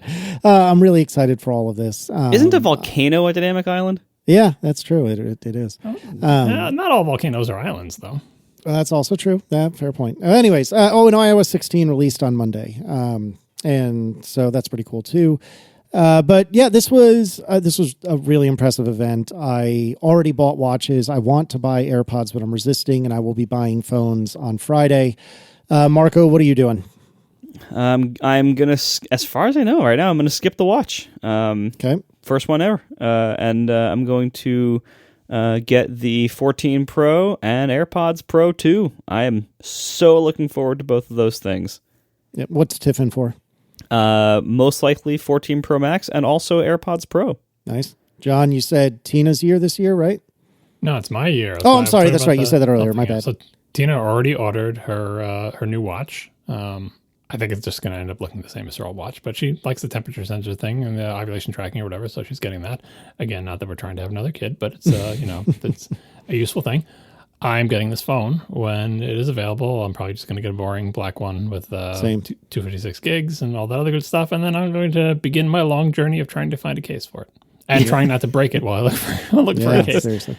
I may end up doing what I did last year, which is buy an interim Apple silicone case and then get annoyed by the lip, and then eventually, if OLXR makes a 14 Pro, I'll get that one. If not, I'll try to find another one. I'm not looking forward to that. Usually it's like, oh, I'm excited I'm getting a new phone, but I'm like, oh, the case situation. I don't like that being an ordeal, but it's going to be an ordeal. But anyway, that's my plan. I should revise my earlier statement. I plan to get either 256 or 512. I'm on the fence on that, and I will also be doing Space Black because I'm boring. Marco, what do you think you two are going to do? 256 for me, 512 for Tiff, and I'm doing, I think, the white or the quote silver, because I frankly I don't like any of the colors. The purple I think is cool if purple's like your color. It did look a little bit dark and drab in some of the people's photos from the media area. Like it didn't look super vibrant, but it's just not really my color to begin with, and it just looks very dark to me. So I'm going to say farewell to my light blue one I've had this past year, and probably just get the white one, which will at least then broaden my case options because you can put that in anything and it will look fine. Yeah.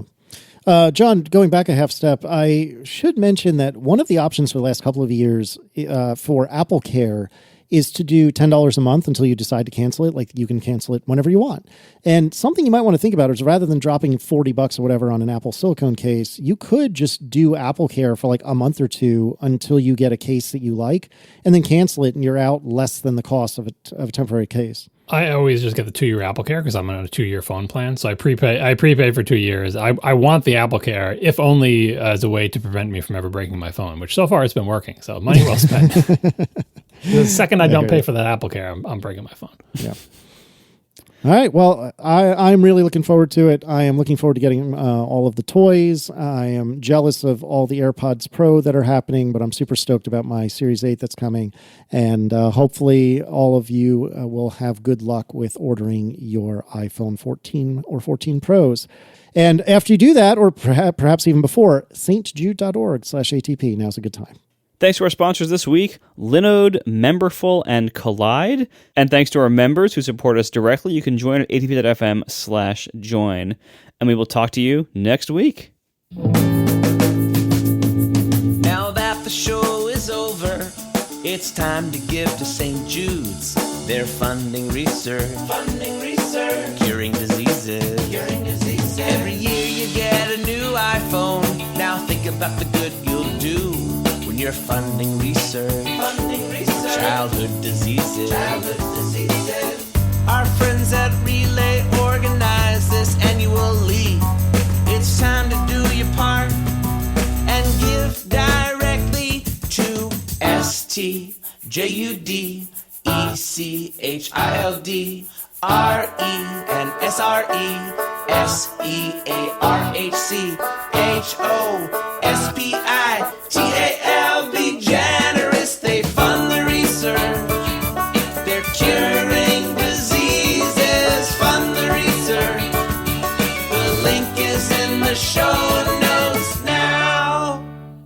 we have a brief moment to appreciate / complain about exactly how much stuff leaked about this? Like, granted, a lot of it leaks at the last second, but we got the new watch design. We got all the features of the phone except for some of the dynamic island stuff. Like the AirPods, most of that stuff leaked except for a couple of minor things. Like there was no product that people didn't expect. It was just the Apple is just not like, and especially like with the CAD files for the watch leaking.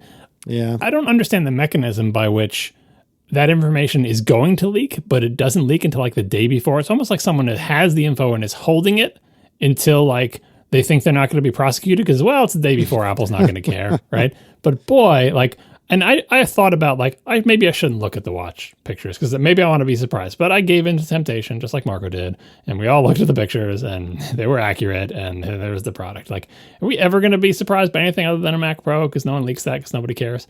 I think it's just, it's high volume stuff, like the highest volume stuff, the iPhone, hardware components tend to leak, especially displays tend to leak really early on. And so, the rumor of there being a larger, rugged Apple Watch, that's like a 2-year-old. Yeah, it's like, it's been there a while.